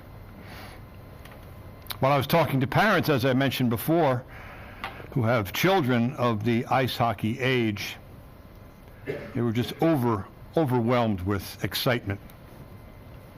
I guess I can summarize my decision to move forward with this project by saying, number one, the architects have demonstrated a thorough and comprehensive plan, so complete that I could have used a Cliff's Notes version if available to fully understand the project. Kudos to Council President Wendell for his dissection of the DMR plan and the savings of over $140,000 on this project. Thank you, Mayor Cohn, for your patience, because, as you know, governance in East Brunswick works, and this is living proof of it. You all know my voting record regarding being fiscally responsible to the residents who are our taxpayers, and this is once again living proof that we can create and sustain a utility that will provide a revenue for the residents who enjoy skating, playing and watching hockey, designated times for skating for our residents, and the creation of an East Brunswick High School hockey team, oh yes, with Spotswood in the fray. And the list goes on. Finally, this project is an example of governance and proven leadership on the local level. From the mayor to the council to the planning board, back to us this evening, where we sit today, we move forward in this township for all the residents and those who come through it. Thank you, Council President. Thank you, Council Vice President. Great statement. All right, we're going to move on to our ordinances. We have 3 ordinances on for a second reading tonight. We have ordinance 22-10, an ordinance amending Chapter 206, Vehicles Abandoned of the Code of the Township of East Brunswick. Do I have a motion to adopt? So moved. Thank you, Council Vice President. Do I have a second? Second. Second. Anyone from the public wishing to speak on this ordinance and this ordinance only? Seeing none, I'll close the public portion on this ordinance. Any council discussion on this ordinance? Mr. Criscuolo, maybe you just want to give a brief overview as to... Real short, we're raising the storage fee from $25 a day to $35 a day. That's the long and short. That's in our impound lot. Yes. Okay. Any discussion on this from council? Seeing none, Ms. Luffel, please call the roll. We'll do Council President. Councilman Bahal? Abstain. Councilman McAvoy? Yes. Councilwoman Sullivan? Yes. And Councilwoman Zambicki? Yes. And Council President Wendell? Yes. We move on to ordinance 22-11, a capital ordinance providing for various general improvements in and by the Township of East Brunswick in the County of Middlesex, State of New Jersey, appropriating $975,000 therefore. Before I open the public portion, Mr. Criscuolo, can you give us a brief update on, for the public, what this is? Yes, we have 2 lights that are going to be upgraded. The one light is at Fern Road and Cranberry, and this is in partnership with our friends at Middlesex County because they own the other 2 legs of this road. So $750,000 is the township's half for that project to make that into a permanent light, which is now hanging on a wire. Okay. The other $225,000 is for a signal upgrade at Riva and Hardenberg. Okay. Thank you. Anyone wishing to speak on this ordinance and this ordinance only? Seeing none, I'll close the public portion on this ordinance. Any council discussion on this ordinance and this ordinance only? No? Seeing none? Ms. Luffel, please call the roll. Can I have a motion and a second? Oh, we didn't do that? So moved. Oh, sorry. Motion by Councilwoman Sullivan. Can I get a second? Second. Second by Council Vice President McAvoy. Councilman Bahal? Abstain. Councilman McAvoy? Yes. Councilwoman Sullivan? Yes. Councilwoman Zambicki? Yes. And Council President Wendell? Yes. Thank you, Council. Next ordinance is ordinance 22-12. It's a capital ordinance providing for road improvements in and by the Township of East Brunswick in the County of Middlesex, State of New Jersey, appropriating $475,575 therefore. Mr. Criscuolo? Sure. This is to increase the amount of money in this capital ordinance. The $475,575 is a grant from the New Jersey Department of Transportation Trust Fund. So in this particular case, we're adding in the $475,575 to the amount you've already approved, and we can get on with paving of Fern Road. That's for our capital road improvement fund that we It's already accepting this grant. That is correct. Okay. Thank you. Can I get a motion to adopt? So moved. Thank you, Councilwoman Zambicki. Can I get a second? Second. Second by Councilwoman Sullivan. Anyone from the public wishing to speak on this ordinance and this ordinance only? Seeing none, I'll close the public portion. Any council discussion? No? Ms. Lawful, please call the roll. We'll do Council President. Councilman Bahal? Yes. Councilman McAvoy? Yes. Councilwoman Sullivan? Yes. Councilwoman Zambicki? Yes. And Council President Wendell? Yes. Thank you, All right, Council. we're going to move on to our report section. We're pretty late, so maybe we can keep it brief. Yeah, that's real brief, no report. There you go. Thank you, Mr. Mayor. Mr. Criscuolo? Real quick, the municipal budget is on this evening for adoption. I'd like to thank all the department heads and the staff members in doing such a stellar job in putting the budget together. Also, there are Three resolutions on this evening for the application of grants. Two of them are for charging stations, and one of them is a grant for the submission of the application for additional money for the Alliance program for mental health and addiction services through that. So I would ask you to do that. One last item on the consent agenda was to award a contract to W. Danley Electrical Services. Because we spend more money than the quote level, we needed to go out to bid for this, and this is a time and material award. Sure. Now, the grants, these are for the applications. These are for applications, not for the acceptance of Yes, sir. Okay. Just wanted to confirm that. Township Attorney? No report. Thank you. Township Clerk? Just something quick. So the 2020 primary election will be held on Tuesday, June 7th. The commencement of the mail-in ballots started on Saturday, April 23rd. So upon receipt of your mail-in ballot, you can either submit your ballot via UPS mail. You can also drop it off at the Middlesex County Board of Election, or you can conveniently drop it off at the municipal complex. We do have a ballot drop box located near the parking lot of the municipal court and the police station. Thank you. Thank you. Any council, committee, or board reports? Yes, Just Councilwoman quickly. Zabicki. Just to celebrate the diversity in East Brunswick. It was such a beautiful event last night that the mayor and attended along with me. The Dawadi Bara community celebrated their iftar, which is the breaking of the fast during Ramadan last night. And they invited a lot of the community in with them, and it was just lovely, and it just really points out how diverse we are in our community, and it was a truly wonderful experience. And if you ever have a chance, you definitely should take it, because it was wonderful to see. That's it. Thank you. Councilman Mack. Oh, Council Vice President, I'm sorry. Thank you.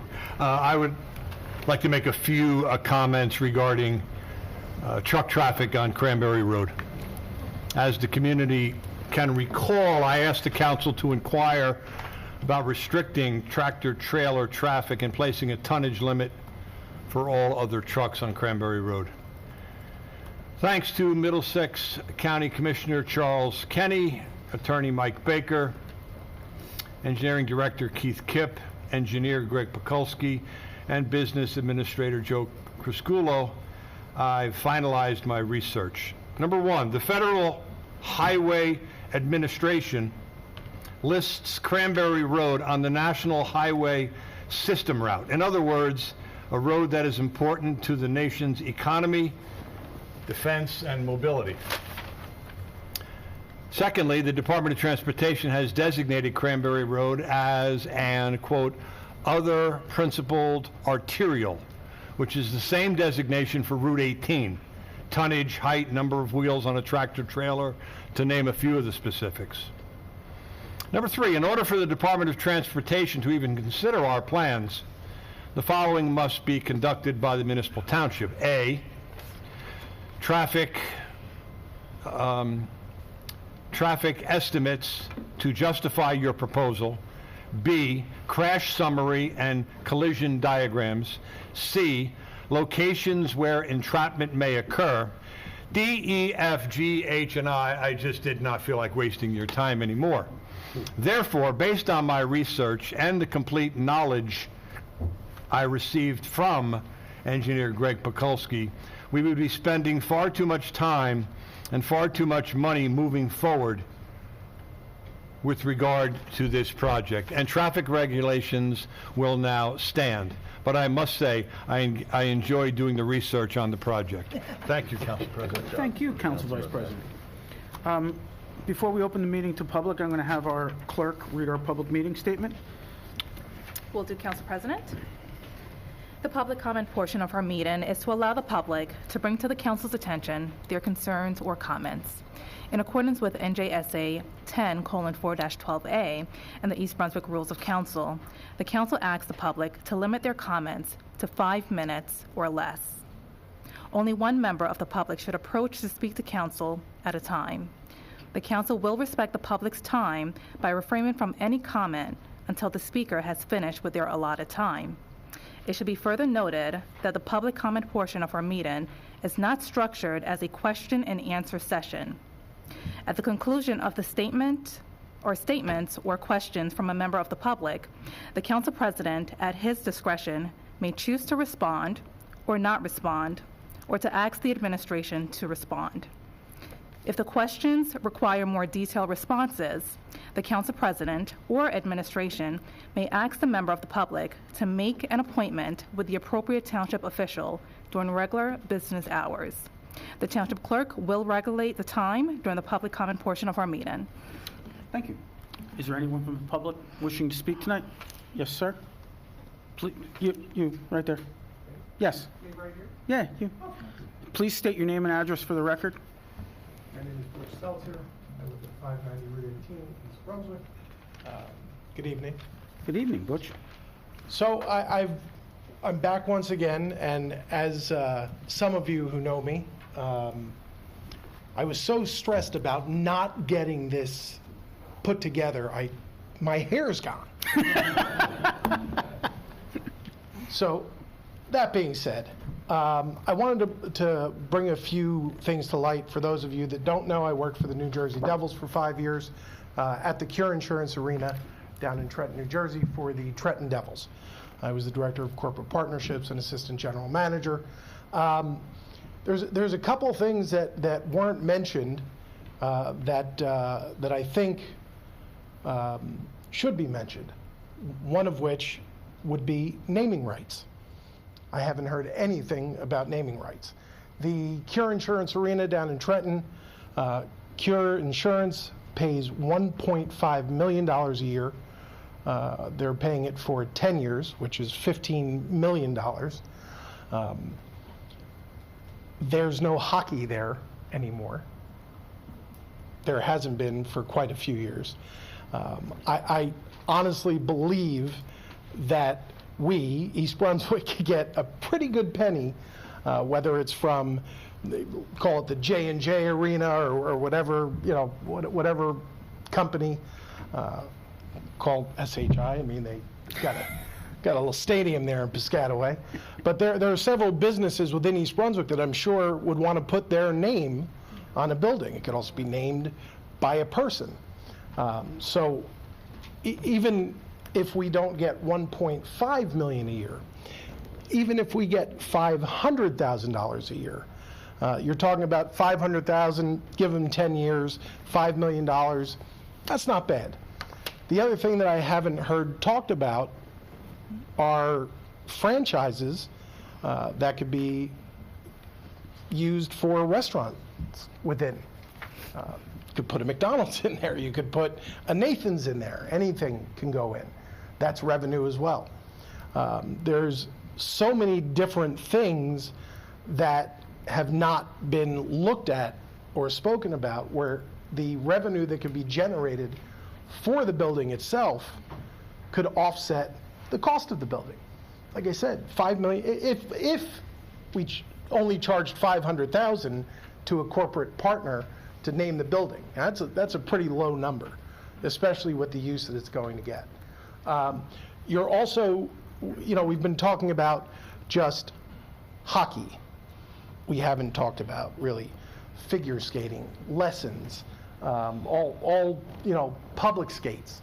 And what's been also mentioned, and what hasn't been talked about really, is the hockey leagues. They just finished their hockey season in March. They're already training. Youth hockey leagues go for 12 months. This is not a 6-month, 9-month thing. We're talking about year-round. If a game lasts an hour and a half, you're talking about 9 games a day on each rink, paying $300 an hour. You're talking about $675,000 in revenue only for the youth hockey leagues. Doesn't count the adult leagues. It doesn't count free skate, nothing. So there is so much more revenue that could be brought in with this building. And personally, being a resident of this town my entire life, I just think it's going to be amazing. And I can't wait to see it in 15 months. Thank you very much. Appreciate it. Thank you, George. Anyone else in the public wishing to speak? Yes, sir. Greg Tamori, 5 Branco Place. I'd like to thank the mayor for meeting with me and my wife for 2 hours to explain the various building projects planned for East Brunswick. I know you're between a rock and a hard place, and and the requirements affording housing units, so we agreed to disagree. The next thing is, I think you might have already answered these questions, but I suggest if you haven't already done so, that you conduct a town hall or make a video for East Brunswick Television to explain to the citizens of Tice's Lane, University, Root Street, Edgar Street, and the Pine Ridge section the plans for construction and the reason they are taking place. I think you might have mentioned that already. By my calculations, I could be wrong, but Wonder Bread and Hart's Lane will comprise of 110 low-income units. Of my understanding, you need 312 total. You would then need 4 more developments of 250 units at 20% to make up the difference of 200. I hope you decide to put these units on the other side of town. Thank you. That's good. Anyone else from the public? Yes, sir. Good evening, Council. Dave Herrera, 32 Cosgrove Court. How's everybody? This is nice. I'm not going to talk about too much stuff. Everything has been done. It's just really at a point now where we have to ask the question. So the guy who came from Massachusetts said you're looking at maybe $1 million in revenue with $700,000. So realistically, and the other woman said you're talking about a 20 to 30 year lifespan of a building. If you bring in revenue at around $300,000 a year, you're looking at 55 years to pay it back. So we can all justify that this isn't a moneymaker. It's just going to be something cool for the town. So if we pitch it like that, that's cool. Let's accept it. I just want to state, for anybody that hasn't been here for every of the council meetings, how backwards this is. How backwards this is, right? The first meeting, you had one line on a paper that said $575,000 to DME Solutions, DMR Solutions, whatever, for a rendering, and then it got tabled when McAvoy and Sullivan, myself, and a couple people said, that sounds like a lot of money. Then it disappeared. Then 2 weeks later, everybody showed up from Spotswood in hockey jerseys, and it was like, yay, everyone loves hockey. I love hockey too. Again, I've said this before, I'll say it again, I'm pro the rink. Right? Then it disappeared again for 2 weeks. Now it's back on the agenda. And, well, wouldn't you know that after we called about fiscal responsibility for a month and a half, we cracked open the books and found out we could save $100,000 on a rendering? And here we are again, talking about it. And now we have a presentation. Don't you think a presentation would have been beneficial to do before this was voted on? Because then maybe when it did go to a vote, everybody would have felt, comfortable. And I know Joe held up a book and told people to read up on stuff, but it's not the obligation of the resident to come to a meeting educated. It's the job of the elected official to educate the public so we feel comfortable with the decisions that you are making, right? Now, again, this all could be a dog and pony show. You might have all had your votes ready to go. This could have just been, whatever. A lot of my talking points were, the fire was taken out by the mayor. I think he knew what I was ready to say. But, at the end of the day, comparing referendum to something that you stated is going to cost almost $17 million to the need for a public library is not the same thing. Comparing it to a senior center is not the same thing. I don't know what residents, where they live, that you spoke to that are excited about it, but I went to the area in which you're looking to build it, and I can tell you the people that live off University aren't really excited about all the development that's going to be going up on all 4 sides of them. So I don't know where you guys were, but I know most of you don't live anywhere near the Wonder Bread factory, so it doesn't affect your day-to-day life. So when we're talking about a referendum here, there's 2 choices we can make, and I won't take up too much time. I know you won't have to bang the gavel tonight. There's 2 choices that can be made right now. We have all the facts. I would love to see hockey. The Board of Ed actually gave you a great opportunity. They wanted to rename Hammersall Middle School. What did they do? They sent a letter to everybody in the town and said, hey, we're looking to change the name of the school. What do you think? and I think they ended up voting on changing it, but, that would have been something that costed very minimal in comparison to this. Very minimal. Here we're talking about $20 million, and you don't think, I had to write it down because Sharon said something that was really interesting to me. And Sharon said that it was her job to make sure she gives something back to the residents, except apparently a voice and a choice, right? Because the only people who seem to get invited to these meetings are people who get letters that work for the committee, right? These people all came because I asked them to show up. They didn't know about it. It's not on any page here. It's not we post ribbon cuttings, we post all this other stuff. We don't let people know what's going on in town. So there's two options. You can sit up there, and I remember last year during the campaign, Team East Brunswick was the voice for all residents of East Brunswick, regardless of party affiliation. And if that is exactly what is true, or if that wasn't just campaign fodder, then the choice is clear. Put this out for a referendum and let people choose. Your information you got was 5 years old. 5 years ago, I wasn't a vegan. I used to eat steak. I've been vegan for 4 years now. People changed. Maybe those people who wanted a hockey rink don't even live here anymore. So option one, we put it out for a referendum. Let people vote. But I can tell by the looks on the faces here, why would we do that when we have a 5-0 majority? Why would we risk our plan, our thing, something we could campaign on that we brought to the town, when we have all the votes we need right here? So that's option one. 1 minute, I got you, thank you. Or option two, you show everyone exactly why one party rule does not work in a local government, in a state government, or a federal government. And you will prove exactly why 49% of the residents in East Brunswick thought that a 31-year-old restaurant owner with no experience was better than Team East Brunswick. Thanks for letting me share. Thank you. Anyone else from the public wishing to speak?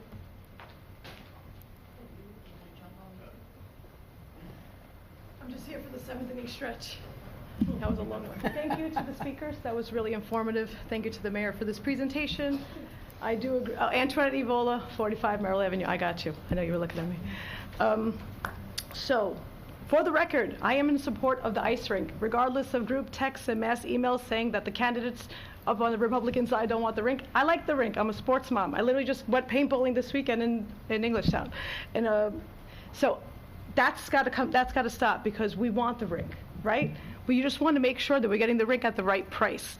I just heard these numbers, and if you roll back that camera, I was like, huh?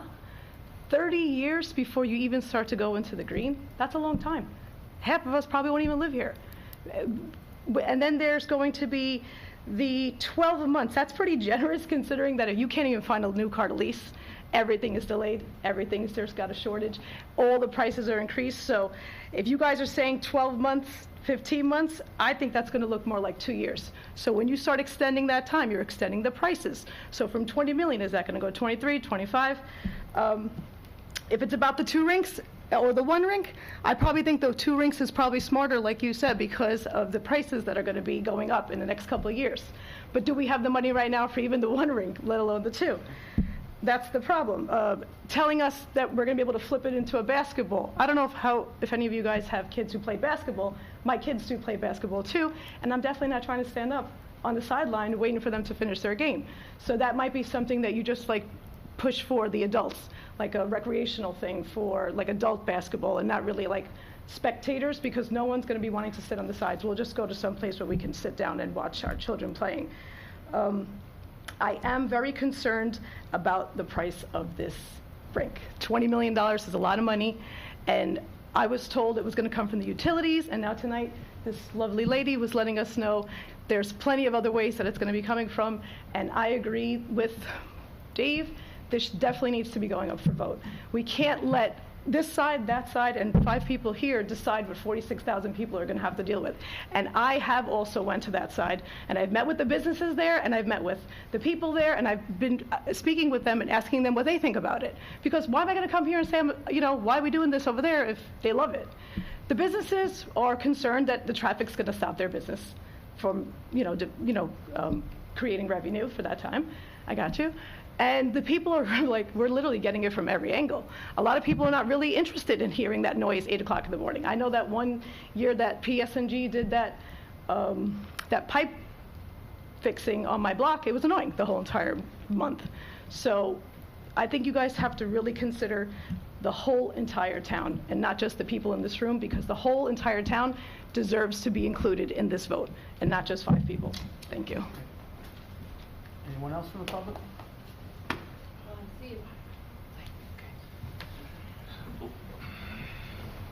Hi, good evening. Denise Medford, 32 Cosgrove. Just want to say that I love this. My issue, I have two things I want to talk about. One is the Lowe's parking lot that we could use for overflow parking. Great idea. Okay, fine. They're going to give us the opportunity to use their parking, but the storage issue we keep talking about, right? We need storage for all the panels, for all the flexibility that we have. So we're going to put this gigantic, ugly storage unit down in front of Sunny Palace. We're going to take down that kind of retro, cool-looking building with a vibe and throw up a storage center when we could put the storage center maybe over here. Give them an incentive to build over there so we could use the storage for the ice rink. Maybe that's a win-win for us. That's all I have to say on that. My issue with what the traffic study with Cranberry Road, because that's my hot button. Cranberry Road is my backyard, and my house vibrates. The traffic is insane. I understand that maybe that the State Department doesn't really care what goes past my house. You guys, again, don't live there. We do. But it's I don't know what study that you found or what information you got or what it's going to cost, but I think that it could be pretty simply resolved with the increase in trucks, the traffic, the noise, the insanity, the downward spiral of our quality of life on Cranberry Road is all due to truck traffic. Put up a sign that flashes your speed is. 2 years ago, when we had that there, when you did a study, the mayor did it, thank you for that, the traffic slowed down. When it's doing the speed limit, it's okay. But I can tell you, I wake up at 4 in the morning, and those trucks are doing 70, 80 miles an hour. I can go and film it any day of the week and show it to you, what they are doing on Cranberry Road. So if we had a little vigilance with our own law enforcement here, or even a simple sign to slow it down there, you guys don't live there. You don't know what we go through. Literally, my windows are vibrating. It's that bad. Okay, so if we could spend $225,000 for a signal upgrade on Riva, can we put a flashing sign, something? South River, you don't fool around. 25 miles an hour, you're going to get a ticket. Okay, 45 miles an hour is just a general idea maybe going down Cranberry Road. No, it's 60, 70, sometimes 80. And somebody needs to look out for that, because I'm telling you, it's unbearable. And the quality of life for the people that live on Cranberry Road, talk about slapping hockey sticks at 8 o'clock in the morning, try 4 o'clock in the morning and your windows are rattling from the trucks. So please consider what I'm asking you about the Cranberry Road traffic. Thank you. Yes, ma'am.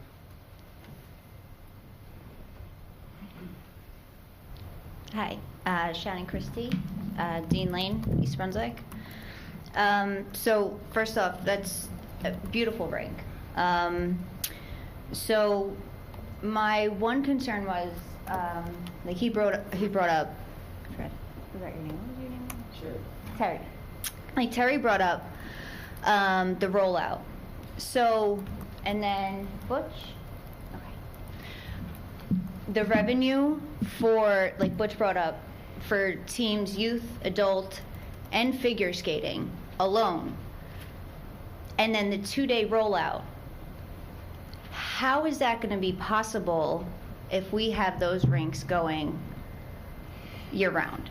Because if we do open it, and let's just say we pitch it as a hockey rink, right? Because, I mean, that's what it looks like. And it works. You got 2 days that you can't use one of those rinks. That's going to cut revenue. And then you roll it out. I don't know how long you're going to roll it out for. If you have, I don't know, soccer or something like that, and like Butch brought up, youth hockey doesn't stop. I've had friends who are figure skaters. They practice year-round. They don't stop. If you bring in, and like we all know, East Brunswick, we have Olympians who were raised here. If we get Olympic figure skaters, they're going to be on that rink. So now we're adding money with floors that are going to cost storage, cost time, revenue, because then you got a rink we can't use for 2 or 3 days, and then we got a rink we can't use. And then the panels, it's just a lot of work. You know, it's going to put management, more people you're going to have to bring in on those days. You're going to have to budget those hours. You're going to have to, I mean, it's a lot to bring in. So that is a lot to put on that. Also, I didn't hear anything about locker rooms. I see. So there's only two.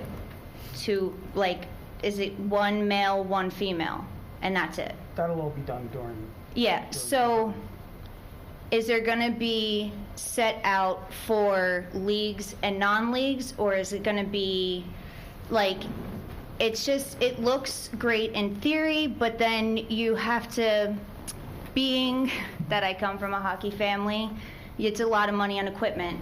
It's a lot of money that you put in time and effort, and then you're going to have free skate. So it's, you know, if you're taking it away from other things, maybe you can have private locker rooms for leagues that are playing.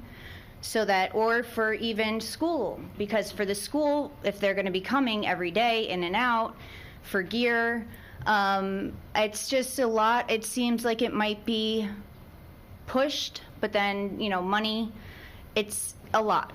It's a lot. It's really pretty, but there's a lot that might be reconsidered because playing hockey growing up and women are coming in, you spend a lot on hockey. You spend a lot of time on hockey, and it's just, I don't know. I just, there's a lot to, if you're not from that, like if I took my daughter there and I spent all that money on her sticks, on her skates, I don't want to leave it in an opened thing. And I saw that, and I'm looking at it, and You it's... have a minute remaining. I know. So it's great in theory, and I want it to come, and I want it to come at the right time, but it's just, there's a lot of money being put into it to just have people not use it because it's not proper. You're going to lose time with it. So I just wanted to put that out there, that it looks good, and I hope it works out, but it's just some things that you should reconsider and look into hockey equipment and how much people pay to play. Oh, I agree. So, thank you. Thank you. Jen, your mic's on mute. Oh, I'm sorry. Keith, our Director of Planning and Engineering, and Mike Reisner, you've taken note of those comments, and this is just a schematic design, just so you know. We will be going to a further set of designs potentially if this passes tonight that will take into account comments such as yours. Mr. Mayor? Right. I just want to remind the public, we're voting tonight on architectural plans to design a rink. It's not on the design, it's not final, that is what we're paying for. That's what the vote is on tonight. So all the comments that are being made about architectural features are things that we would want incorporated into that final plan that would come back to the council at that time. But remember, we're talking about architectural plans to be developed. That's it. Nor is this vote tonight a commitment to build an ice rink. Correct. You know, or a commitment on the dollar value of same. Mr. Sachs?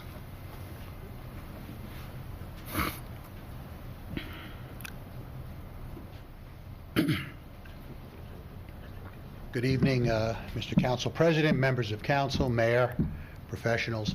Lawrence Sachs, 10 Layton Drive, East Brunswick. Like Mr. Baker and like Mr. Wendell, I grew up in this town.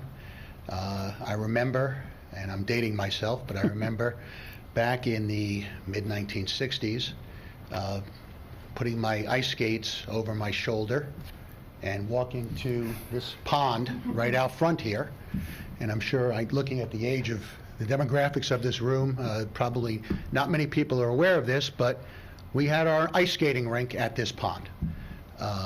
It was one of the joys of my life. I lived in this neighborhood here. I used to walk over, I'd go ice skating, then I'd go to the library, which was in the basement of this building as well. I am very much in favor of this particular project.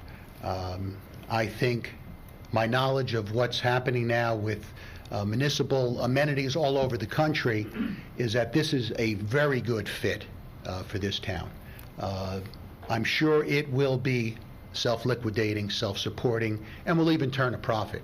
And I think the fact that you will have other uses of this facility is going to be a real bonus to the municipality. I can see indoor lacrosse, indoor soccer, basketball, concerts. I mean, I don't know about the 2-day turnaround time. I know Madison Square Garden turns it around a lot quicker. I mean, they can have a basketball game at night and then a hockey game the following day. It should not be a problem in terms of turning it around. So I think this is a major win for this municipality if we can build this. I think the fact that the developer is going to put in the infrastructure improvements necessary is also a win-win. Those improvements, as we know, are very significant, and the fact that the infrastructure improvements will be in place for this facility to be built is something that's very critical. So I know you're going to take this in stages, but I at least as a citizen of East Brunswick, I certainly urge that this council support this project. Thank you. Thank you, Mr. Sachs. Mr. Spielman? Council President, if I could. Absolutely. When Mr. Spielman's coming up, I remember skating in the pond out front as well. You're not allowed to skate in the pond anymore. I have to be a lawyer. It's not safe. We've had fatalities, middle school kids in the last 2 years. So anybody who's listening who's here, no skating on the pond out in front of the municipal building. Thank you. Thank you, Michael. Public service announcement. Alex Spielman, 6 Douglas Road.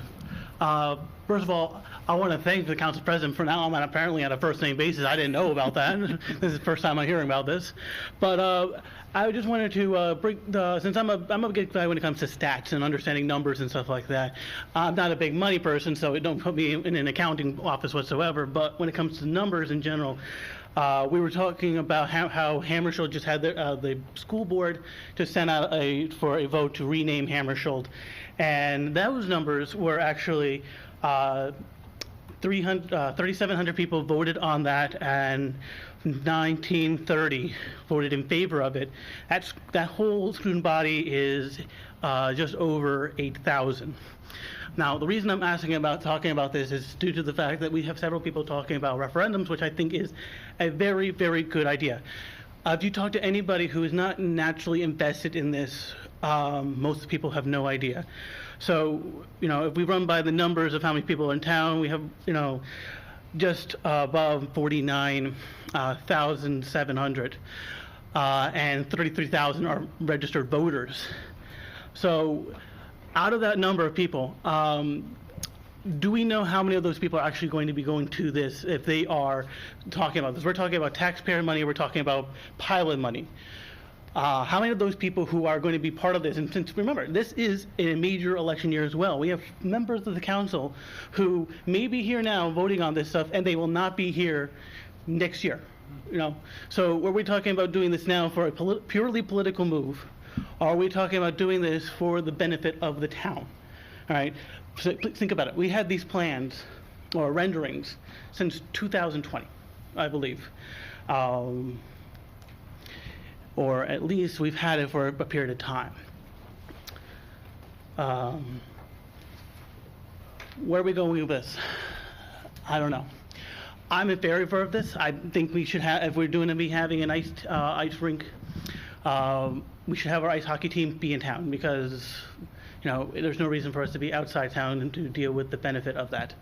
So I would say put it up to a vote at this point.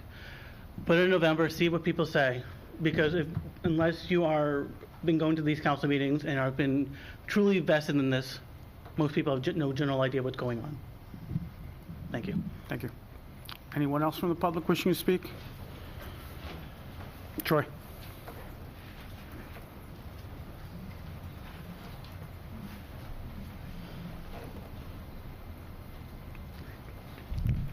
Troy Bailey, 16 Glen Court. Just want to thank the council president, members of the council, the mayor, Howard Reisner, Mr. Kipp, Angel Albanese, and Terry. I apologize I didn't get your last name, for coming to speak and provide what I've been saying the past couple of meetings, kind of providing us a common knowledge of sorts, so that way we can kind of all wrap our heads around this and be proud of this coming forward. I just wanted to touch on very quickly. Now that I know kind of what the preliminary site construction costs will be, I believe it's around $40,000 a year for our swim team to be transported to a pool. So kind of over a 30-year period, depending on the transportation costs of moving students from the high school to the ice skating rink, that may actually override the cost of the site improvements. So I just want to touch on that very quickly. The one last thing I wanted to really touch on was we heard a lot of testimony tonight, a lot of back and forth, and again, it's great kind of hearing all these discussions and ideas, but the council's had a programmatic design basically since December of 2020, which kind of lists what and I apologize if I misstate this, please correct me. I believe it kind of states kind of the monthly usage and such, so kind of details the removal of floors and such, because going to the floor kind of discussion, there's really two ways of doing it. If you're going to do it in the summer, you would just kind of pull the ice up because you're not going to need to put down ice until the next fall. Kind of the cover that goes on top of it, that typically is used for kind of Madison Square Garden. If you're going to go from a basketball game to a hockey game back to a basketball game, you typically keep the ice in place. Last thing, I know I just said last thing before. Last thing, just to kind of, Terry hit it really right on the head at the end of it. Kind of as I was discussing Black Bear Sports Groups and my concern about the long-term feasibility of this project, and encouraging and imploring this council to actually conduct a feasibility study to verify that this is profitable. He hit the nail on the head again perfectly, where he said municipal ice skating rinks typically succeed because they're not for profit. They have a backing. They're not just private investors just throwing dollars into it. At the end of the day, if this doesn't make money 15 years from now, the town council at that point would probably have to do the responsible thing and continue to fund this project. So again, I want to thank the council and all the officials that came here today. Again, it's very insightful to hear all this, but I implore the town council to table this motion or table the resolution tonight and conduct a feasibility study to understand what is actually going to be the performance of this. Because as a member of the Redevelopment Advisory Committee on East Brunswick Day in 2019, I sold this idea to a lot of residents, basically saying that this would be so profitable that it would actually produce additional recreational venues, not just be Crystal Springs where it breaks even and it doesn't cost taxpayers additional money. And I, honestly speaking, I've lost several nights of sleep kind of thinking about how I've told residents that, and I have not seen any evidence to this date about that. So I want to implore the council to table this, conduct a feasibility study so we can understand the long-term costs. If we do approve this tonight, that's going to be over $517,500, which we have spent on this project alone. Mr. McAvoy, the township has saved $163,000 through your due diligence. So I just wanted to, I believe you said 140, so I wanted to give you an extra $23,000 too, because that's another thing is kind of as the town council has reassessed this, we've saved some money, not lost some money. Thank you. Thanks, Trey. Anyone else?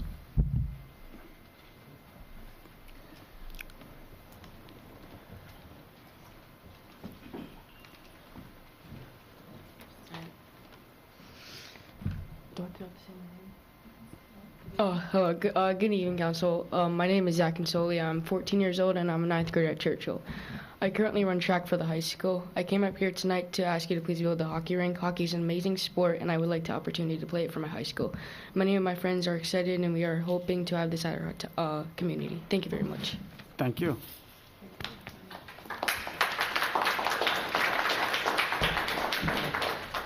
Dana Winston, 44 Fresh Ponds Road. Good evening, Council. Council President. I'm not going to belabor the point. Everyone's had a lot to say about this tonight, and I appreciate all the effort that the council and the mayor and Joe and everyone else has put into this to get us to this point where we have an accurate understanding of what's before us. I'm speaking as a mom here, I have 5 children, all athletic in some way. Through my volunteerism with Fast Break Basketball, I was a division director this past year. I spent 3 to 4 nights, all night in the gyms with these kids. I didn't drop off and go home, I was there with them. One thing I can tell you is that they never wanted to go home. They loved being out. They were off their phones, they were off their devices. They weren't sitting home on a screen numbing themselves. They were out being active, healthy, and socialized with each other. Everything that we can do and anything that we build to encourage more of that in this town is good for everyone. We all win when the kids win. That's all I have to say. Thank you again very much. Very good point. Thank you. Yes, sir. Right here. Hi, my name is Neil Shaw. I'm at 1 Jennifer Court. I only have a couple of questions. They're not real statements that are going out to the council, but they're questions that need to be answered. First question I have is that this is supposed to be an economic boost for the corridor. How is that possible? When you have a location that's at the back end by the entrance of the turnpike, you're going to come off the turnpike, come in, go there. What's the economic boost? Who's going to go to Lowe's? Who's going to go to Kohl's? Who's going to go to Dick's? As the gentleman over here said, let's put a McDonald's inside the ice rink. Well, you put a McDonald's in there, then the McDonald's down the street that was already there is losing money. And each McDonald's is owned by an individual proprietor. If you're going to have a hockey shop in there, Dick's is going to lose money. So everything that you put in there is going to compete with the township itself. So how is that an economic boost? You also are going to be cannibalizing Woodbridge. So you think Woodbridge is going to sit there and let a new ice hockey rink come in and undercut them and make money? It's not possible.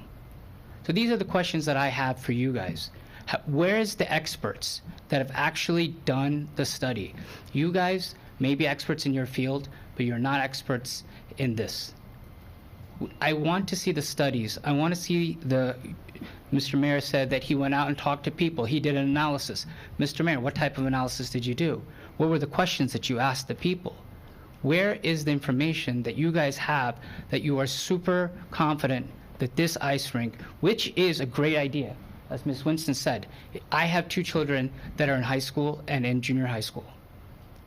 And having them out of the house, off their screens, amazing. But when you spend $500,000 on a drawing, I'm creating technical labs all across New Jersey and New York. Those labs come in at an X amount of dollars. They never end at those dollars.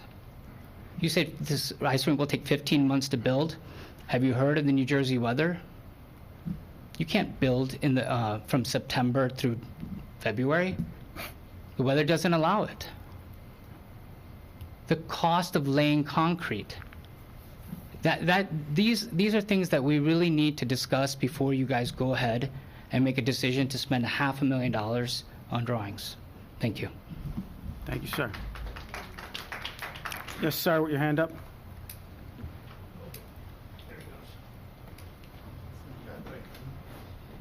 Jan Bregman, Fort Roy Court.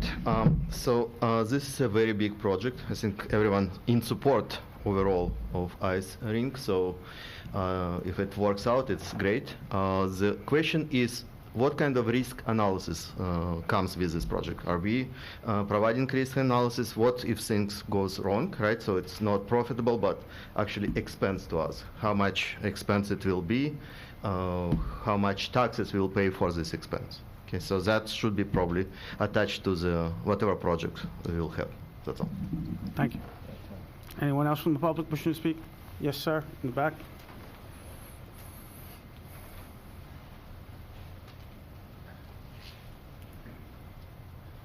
Yes, Thomas Ingrasani, 58 Deerfield Road. My understanding, I think you said this cost us $20 million for this project. Is the township plan on doing it itself, or private entities going to come in and you're going to get the tax money for the property? I don't know that yet. If you're going to do it yourself, this is the worst inflation we've had in 40 years. And to build something now, you're paying extreme prices on materials. If you go the first year, you have to break out even. Second year, you break it. The third year, somebody said you got to have a profit. What happens if you don't have that profit? where does this all go? Who pays for it? If you're going to do private, let them go private. Did you collect the tax money? We're going to need people that know how to maintain these places. You're going to have to hire more the police department to survey the area, electricians, carpenters to do handiwork around there. Is that taken into consideration? Then the other thing is, I think 90% of the people in this town don't know about an ice skating rink. You got to get it out in a letter.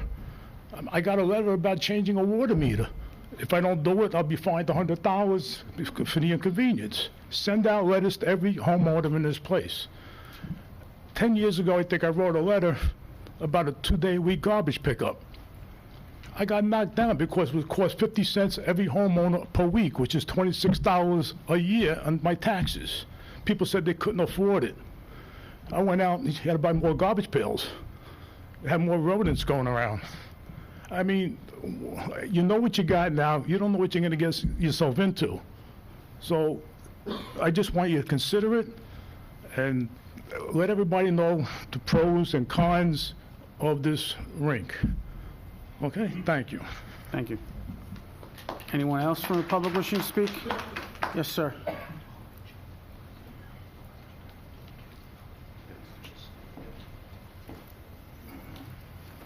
Jeff Winston, 44 Fresh Ponds Road in East Brunswick.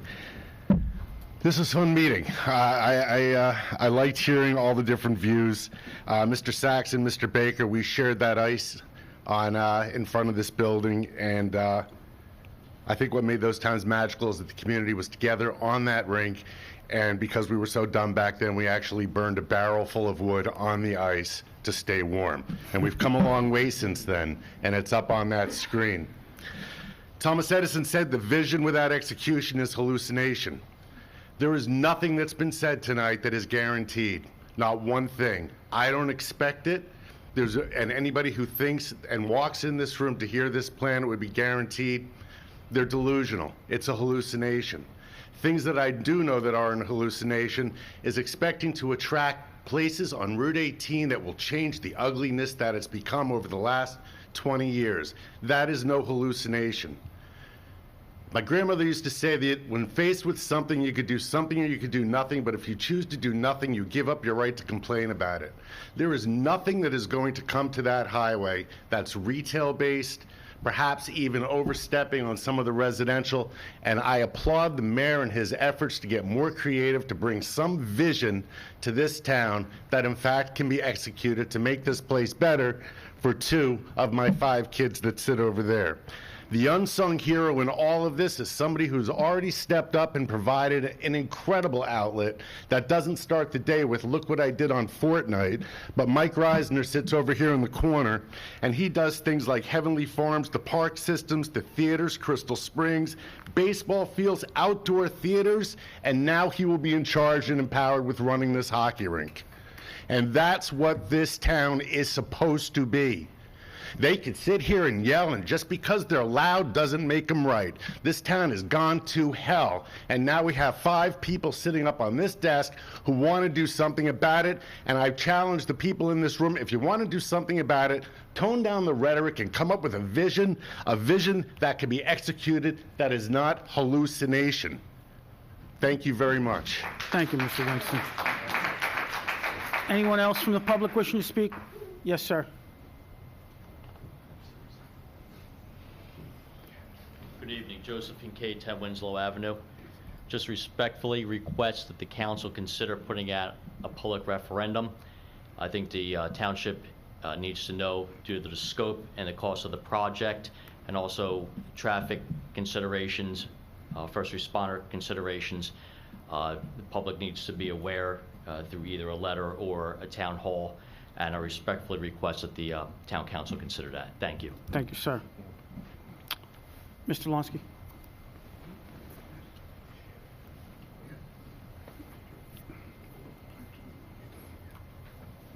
Good evening, Council President, members of the council, staff. I came here tonight initially to invite everyone to the Arbor Day ceremony on Friday at 3 o'clock, where we'll be honoring Councilman Spadafino and his wife Kathy, but I see that this has turned into a little bit of a different venue. What I would just call to the attention of those that have been here for a while and perhaps skated on other areas of this town. I never did skate at the pond because I was afraid. I can't skate. And perhaps in a nicer facility, I'll change that. But what I do want to say is that, you know, one thing that our town has always done, and I think done successfully, is take visions, as Mr. Winston indicated, and follow them through. There was a lot of discussion similar to this when we decided to build park and rides on Route 18, when we decided to build the towers, when the mall was being built, when Crystal Springs was being built, when the library was being built, when this municipal building was being built. We lived through all that. We heard a lot of the naysayers. But I think it's up to this council to look through all of the criticism. And, you know, it's interesting here. We talk about criticism. It looks like, you know, left and right, different arguments. There isn't a person in this room who said that this was a bad idea. Everyone said they support it. So what are we really talking about? If everyone in this room supports it, let's move forward with it. But I think what's equally as important is that at this point in time, we're just funding the initial drawings. We don't even know what's going to be in the drawings. How can we do a feasibility study on a building that we don't know what it's going to look like, that we don't know if it's going to have a mezzanine, that we don't know if there's going to be different types of floors, that we don't know if it's going to be 85 feet wide or 100 feet wide if we're going to go for the Olympic? We don't know. The whole idea is to start the process so that we can develop the next phase, so that we can bring it to the RPAB, so that we can bring it to council, so we can get input, so that the plan can be developed in the best interest of the entire community. If we were to go out to a referendum, what would we ask the public? Would we know what the cost is? Would we know how many rinks we're building? Would we know any of those things? No, we need to start somewhere. And that's what we're asking. The way I understand it, this resolution tonight is to start the process. So I would encourage everyone to start the process, move forward, decide what it is that we want to build. Maybe it turns out it's not feasible. We need to start somewhere, and that's really what we're asking. The way I read the resolutions, we're asking to vote upon tonight is, should this process move forward at all? And if it doesn't move forward, have we wasted the $5 million that was already negotiated with the developer to give us the land and to do these site improvements? And I suggest that this is the only logical thing to do, is to move forward. Thank you. Correct. Thank you, Mr. Lonsky. Anyone else from the public wishing to speak? Anyone? Seeing none, I'll close the public portion. Any comments from council or anything on any of the public comments that were made, or from the mayor? No? Thank you. All right, we're going to move on to our resolutions. We have resolution number 17375, a resolution honoring and accepting the retirement of Mindy Davis as the civilian dispatcher for the Township of East Brunswick. Can I have a motion to adopt this resolution? Thank you, Councilman Bahal. Can we get a second? Second. Second by Councilman Zambicki. Do you want me to read it? You want to read it? Great. Yes, please. Okay. Resolution 17375, resolution honoring accepting the retirement of Mindy Davis as a civilian dispatcher for the Township of East Brunswick Police Department. Whereas Mindy Davis has submitted written notification to the Township of East Brunswick that she will retire from East Brunswick Police Department effective April 30th, 2022. And whereas on May of 1994, Mindy Davis began her employment with the Township of East Brunswick as a clerical staff in the Public Safety Administration, then later became the records processing clerk in December 1994. She was promoted to records clerk of the Public Safety Administration Office in June of 2000, then later became a civilian dispatcher in February 2007, a position in which she will retire from. And whereas throughout her 28 years of service to the township, she demonstrated exemplary characteristics to the Township of East Brunswick through her work ethics, dedication, leadership, team spirit, and enthusiasm to her duties. Be it resolved by the Township Council, the Township of East Brunswick, that Mindy Davis's retirement is hereby accepted with effective date of April 30th, 2022.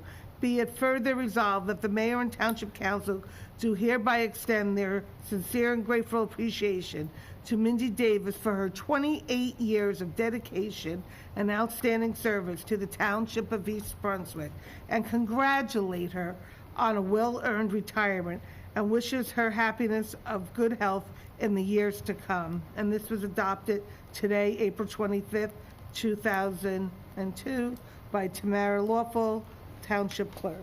Thank you, Sullivan. Ms. Lawful, will you please call the roll? Will do, Council President. Councilmember Hall? Yes. Councilman McAvoy? Yes. Councilwoman Sullivan? Yes. Councilwoman Zambicki? Yes. And Council President Wendell? Yes. We're going to move on to Resolution 17376, a resolution authorizing professional architectural services from DMR Architects in the amount of $475,000 for architectural design services for the East Brunswick Township Ice Rink project. Can I get a motion to adopt? So moved. Thank you, Councilman Bahal. Can I get a second? Second. Thank you, Councilwoman Zambicki. Any discussion from council Yes. here? Actually, I'd feel better if when you do it, being that the drawings aren't done, that we just do a phase of the second floor. I'm not saying that we need to have it, that we have it ready to look at. Can we change that? You have a proposal, you can't change their proposal to us. You can ask the administration to ask DMR to have a separate proposal for what a second floor mezzanine Could you find out cost what would the be. cost would? Could you find out what the cost would, just to have the second? We'd have to ask them, and they'd submit a proposal like they did for the design and engineering or change They order. can't add to it? They have to first figure out what the cost is, then propose it to us, and then you can do a change order to this agreement, or you can do a separate agreement. We can't just change it now, because it's not what they had submitted to So us. what we're voting on tonight is one floor and what? And two rinks. And a mezzanine. And the Well, the mezzanine. mezzanine's realistically the seating. Yeah, Let's but be- as let's Keith, be as real. It's for seating. As Keith and Mike indicated, there may be a potential of putting a track there or something, but that would require ADA accessibility. Right, too. so I understand that, that's what I'm saying, but there's no way we could at all amend that at this point. Not tonight. You have to ask them for a proposal, and then you can do that by way of a change order or a separate proposal. Can we, I'm sorry, I don't mean to sound ignorant, but can we do that before we vote on it? Can you do that, or like just? Well, we have to then Wait, table this. Yeah. So, You have a motion. you know, we'd have to table this, Motion. or do a change order. How does one go about doing a change order? We have to solicit a proposal from them first, and then the council would have to decide if the change order was acceptable, and then approve the change order. So I think, Councilwoman, what you might want to do is request of the administration to seek a proposal for a usable second floor space design from DMR, and then hopefully at the next meeting or the meeting after that, we can get their proposal back from them. I am asking you, can I ask him now, or do I have to I ask think you're him in asking writing? administration. I'm saying, I'm looking at the administration, just for a second floor proposal. As a separate thing, because you have a Separate, motion as a and separate, second. as a separate thing. I will vote positive, affirmative, if I know that the second floor. Mr. has- Kipp, please ask DMR Architect to put something together for us. Thank you. Consider it done, Councilwoman. Thank All right. Any other discussion or comments from council? Yes, Councilman Zambicki. Thank you. So I just want to thank all the professionals that did so much work on this, to give us the guidance that we requested on February 28th when we needed more information. Mr. Seltzer, you're correct. There's more ways to make money. When we were in Woodbridge, we saw companies that put their logos on I guess it's called the boards around the ice rink, and they said how much they did make quite a bit of money through that. And I'm sure there's plenty of other ways as well. I just don't think we can be so narrow-minded on this. We need to, East Brunswick, we were in the same spot many, many years ago when Crystal Springs was built. There was lots of reservation on that. Crystal Springs is now one of the top 10 water parks that's, you know, always in the news. Whether we're making millions of dollars over this, we're moving forward for the kids, for the community, for the businesses. I think there's lots of potential here. We have an opportunity with this developer, $5 million, to walk away from that opportunity that we may never get back again is also something we need to consider. There's lots of things to consider, lots of points to consider. And our interest on this council, I will speak for myself, but I'm sure I can speak for everybody, that our interest is to move East Brunswick forward. You know, we're not looking to make a decision that is going to move us in a downward direction. Sometimes you have to take chances, calculated chances, much like Mr. Winston brought up. And I think we have an opportunity right here with this. Thank you. Thank you. Anyone else from council? Yes, Councilman Bahal. I just also want to thank Mayor and all the township professionals for coming out tonight and giving us this presentation. We want to move forward. I just said I want to thank Mayor and the township professional for the presentation tonight, and we are moving forward with this. Thank you. I do appreciate also all the work. I know that you put a lot of work into this, and I do appreciate it as well. And to echo Councilwoman Zambicki's point, I mean, you know, we're here with an opportunity to do something, with a negotiated opportunity between the developer and the township. And to echo Mr. Lonsky's point, all we're doing tonight is approving a design and, you know, the ability to move forward. We may get to the first stage of this and then start, you know, different economic studies and say, it's not right now. Or maybe we're only going to do one rink instead of two. I mean, you know, but we don't know that until we get to the next stage. We have to get further down the line before we can figure this out. And as far as comments in regard to stealing business from Route 18 businesses, we have a letter from the East Brunswick Regional Chamber of Commerce, the president of the Regional Chamber of Commerce, endorsing this project, indicating that it's going to bring far more business to the Route 18 corridor. It's going to help the hotels, the restaurants, and all the other recreational activity venues that are on Route 18. So, and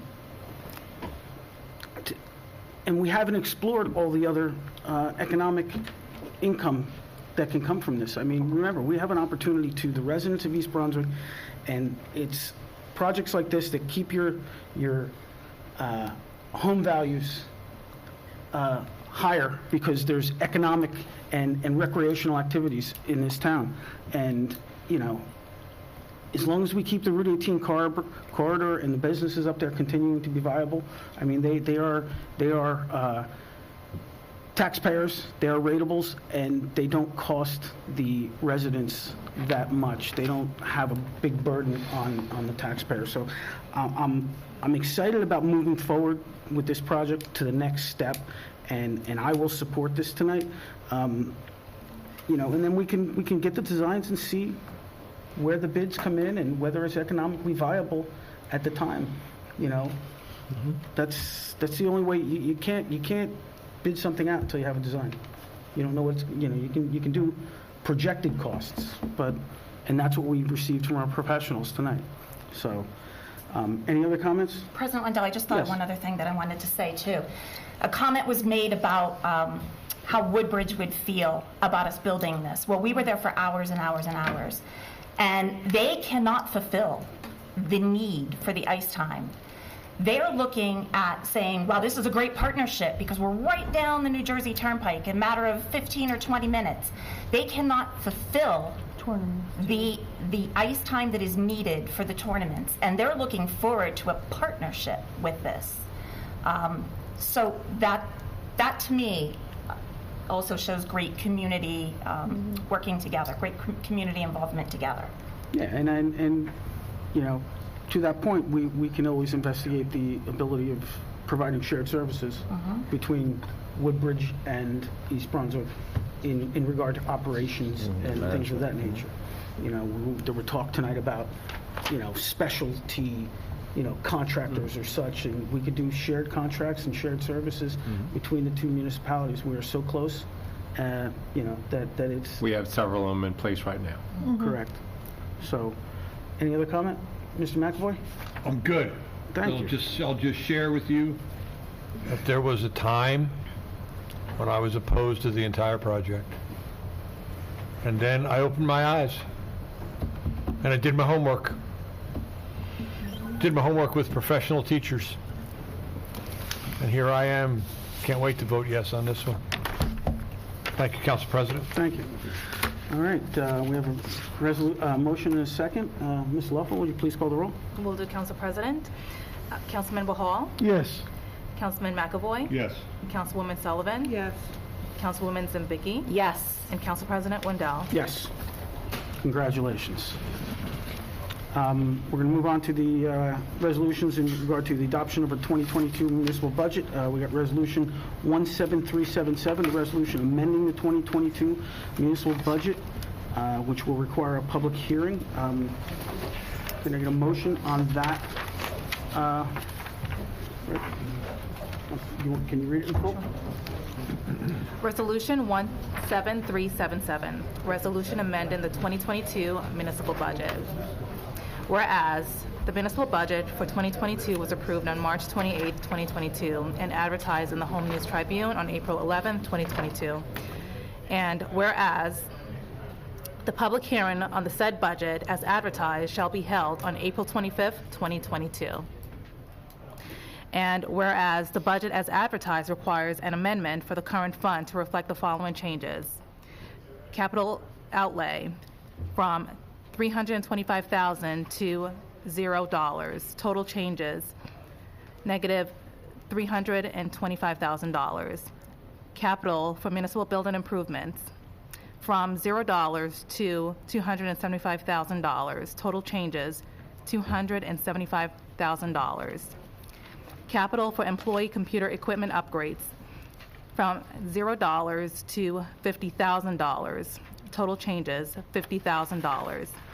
And whereas the amendments to the budget as required by the Director of the Division of Local Government Services may be made prior to the time of holding the public hearing on the budget without public advertisement.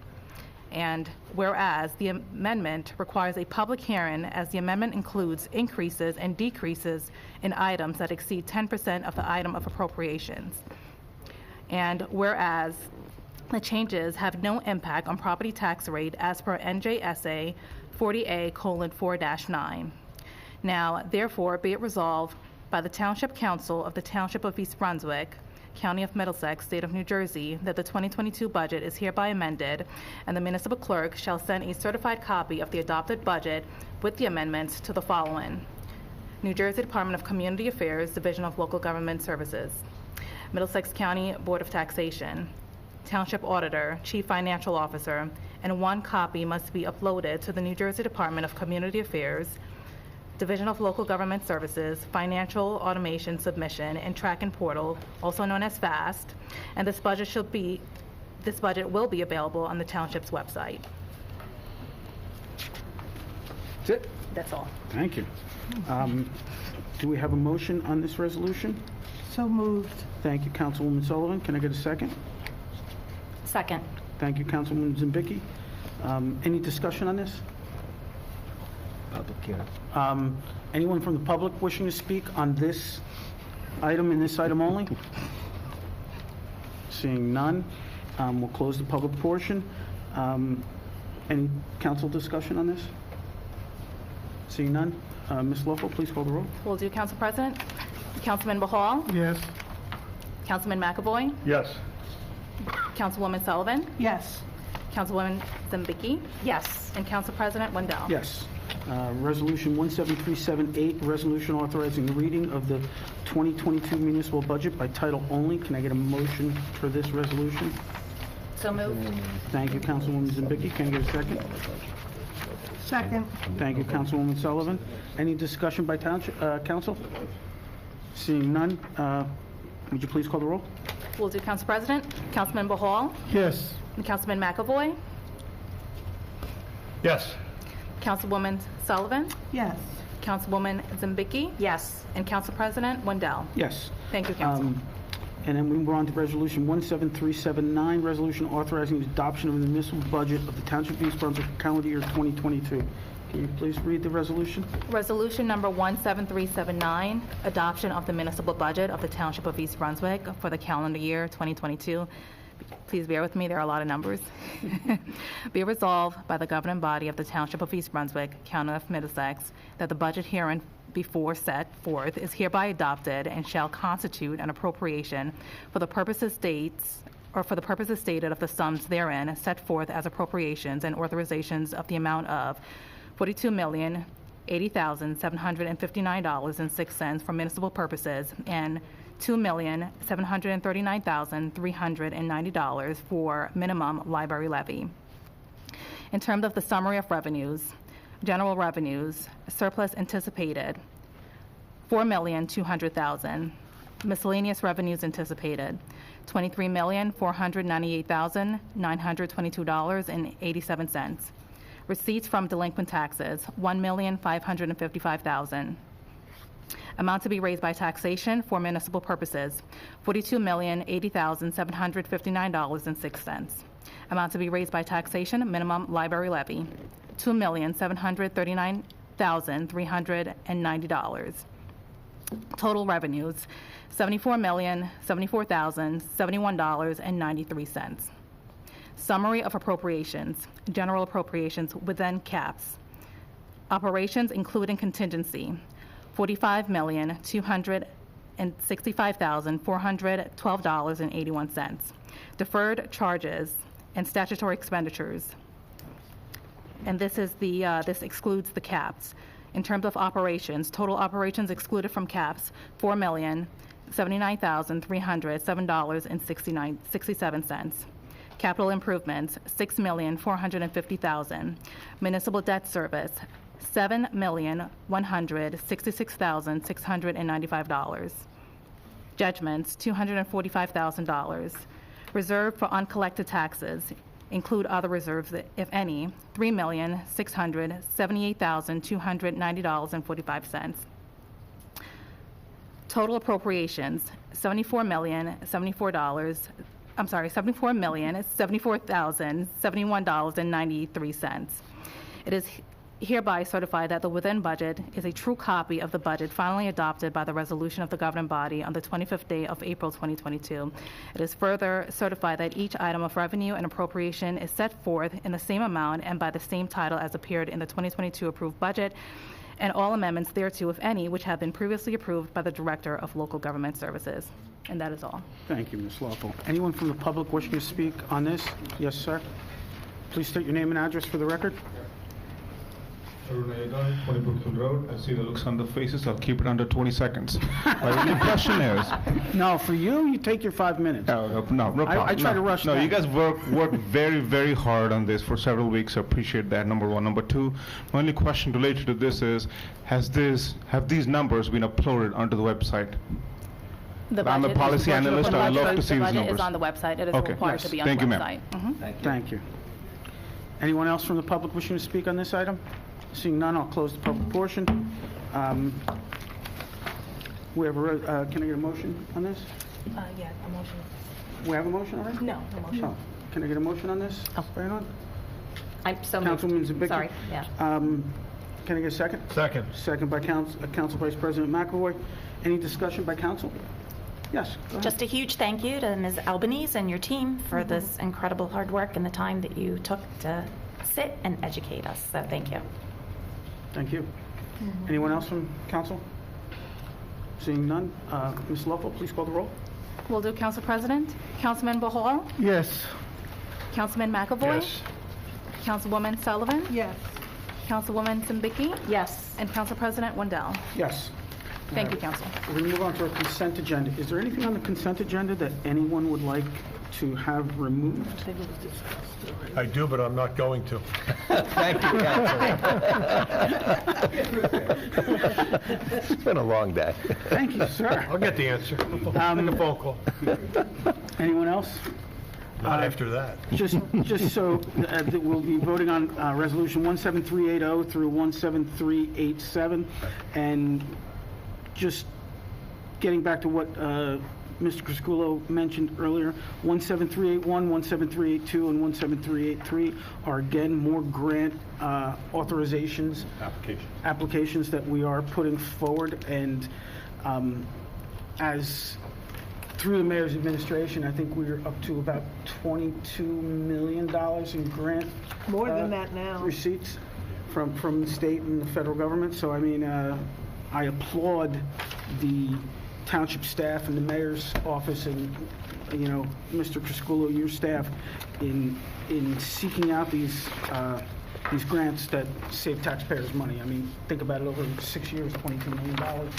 That's, you know, almost $5 million a year, $4 million a year. That's a tremendous recovery of grant money. So, can I get a motion for the consent agenda?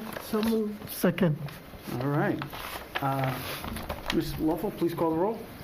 Will do, Council President. Councilmember Hall? Yes. Councilman McAvoy? Yes. Councilwoman Sullivan? Yes. Councilwoman Zambicki? Yes. And Council President Wendell? Yes. Anyone have anything for the good of the cause tonight? I have several things. Just kidding. Just kidding. Mr. Criscuolo. Just one item in regard to the budget. I would like, on behalf of the executive team and my office, we'd like to thank the council for entrusting us with the operation of the township. And I know all the department heads work extremely hard, and all the employees.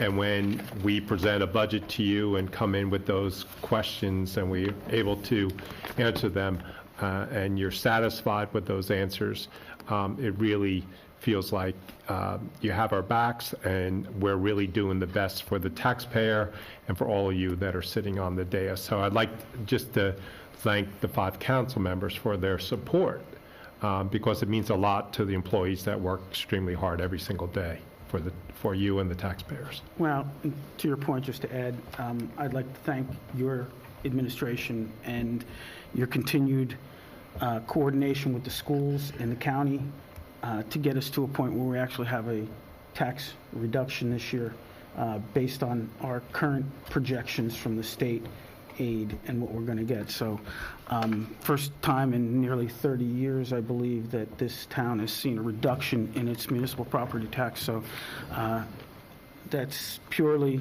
to your credit and Ms. Albanise's credit and all the rest of the department heads and their continued coordination and collaboration with the school district and the county. So thank you all. Anyone else from the council for the good of the cause? Just remember Arbor Day's Friday. Yes, Arbor Day, when all the ships come into the arbor. Celebration. And then there's a cleanup after. There's a cleanup after. All right, seeing nothing else, can I get a motion to adjourn? Motion to adjourn. All right, motion by Councilwoman Sullivan, second by Council Vice President McAvoy. All in favor? Aye. Thank you all. Thank you. Well done. Thank you.